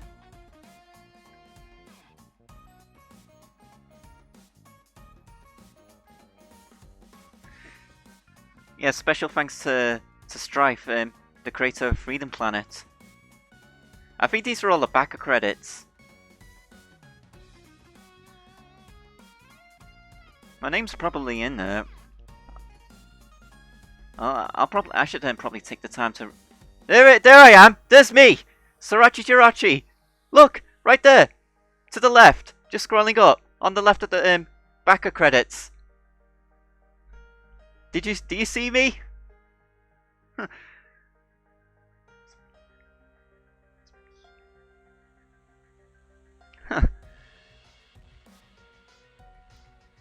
Though I did get in the credits for Shantae, Half Genie Hero, and Ukulele, but for those ones I've used my real name.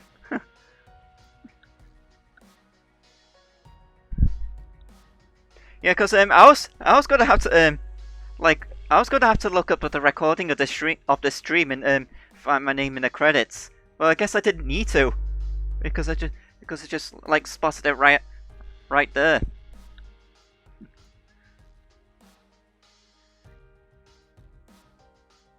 Yeah, I was on the left. I'll look through the recording of this after the stream after I finish the stream. Yeah, MGM, I remember seeing your picture at the very end of the gallery in Half Genie Hero.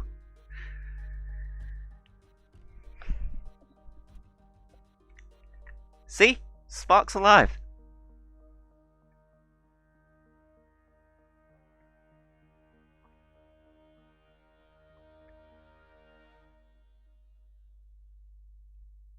The end? Yeah, this is probably something. Yeah, I think this is probably what I want to do soon. Fox story unlocked. The story continues. Wishes mode unlocked.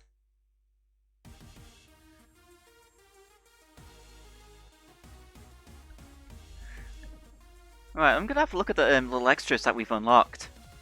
Oh, we got time attack. Okay, wishes mode.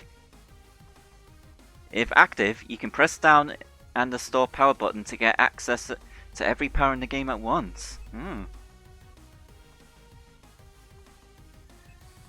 Yeah, it says. You know, I could actually like show it off a bit. There's also Fox story. I could do a stream of that another time, or I could just or I can just like hold it off until or I can just do it off stream. But I'm gonna go into Spark Story and show off Wishes mode.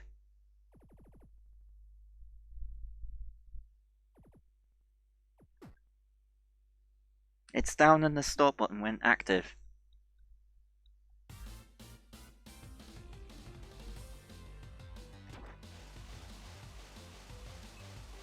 Oh!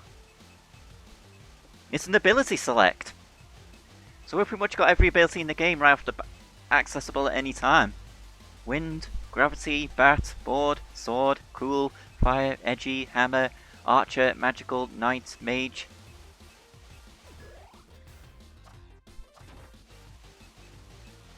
So basically we just got every ability in the game.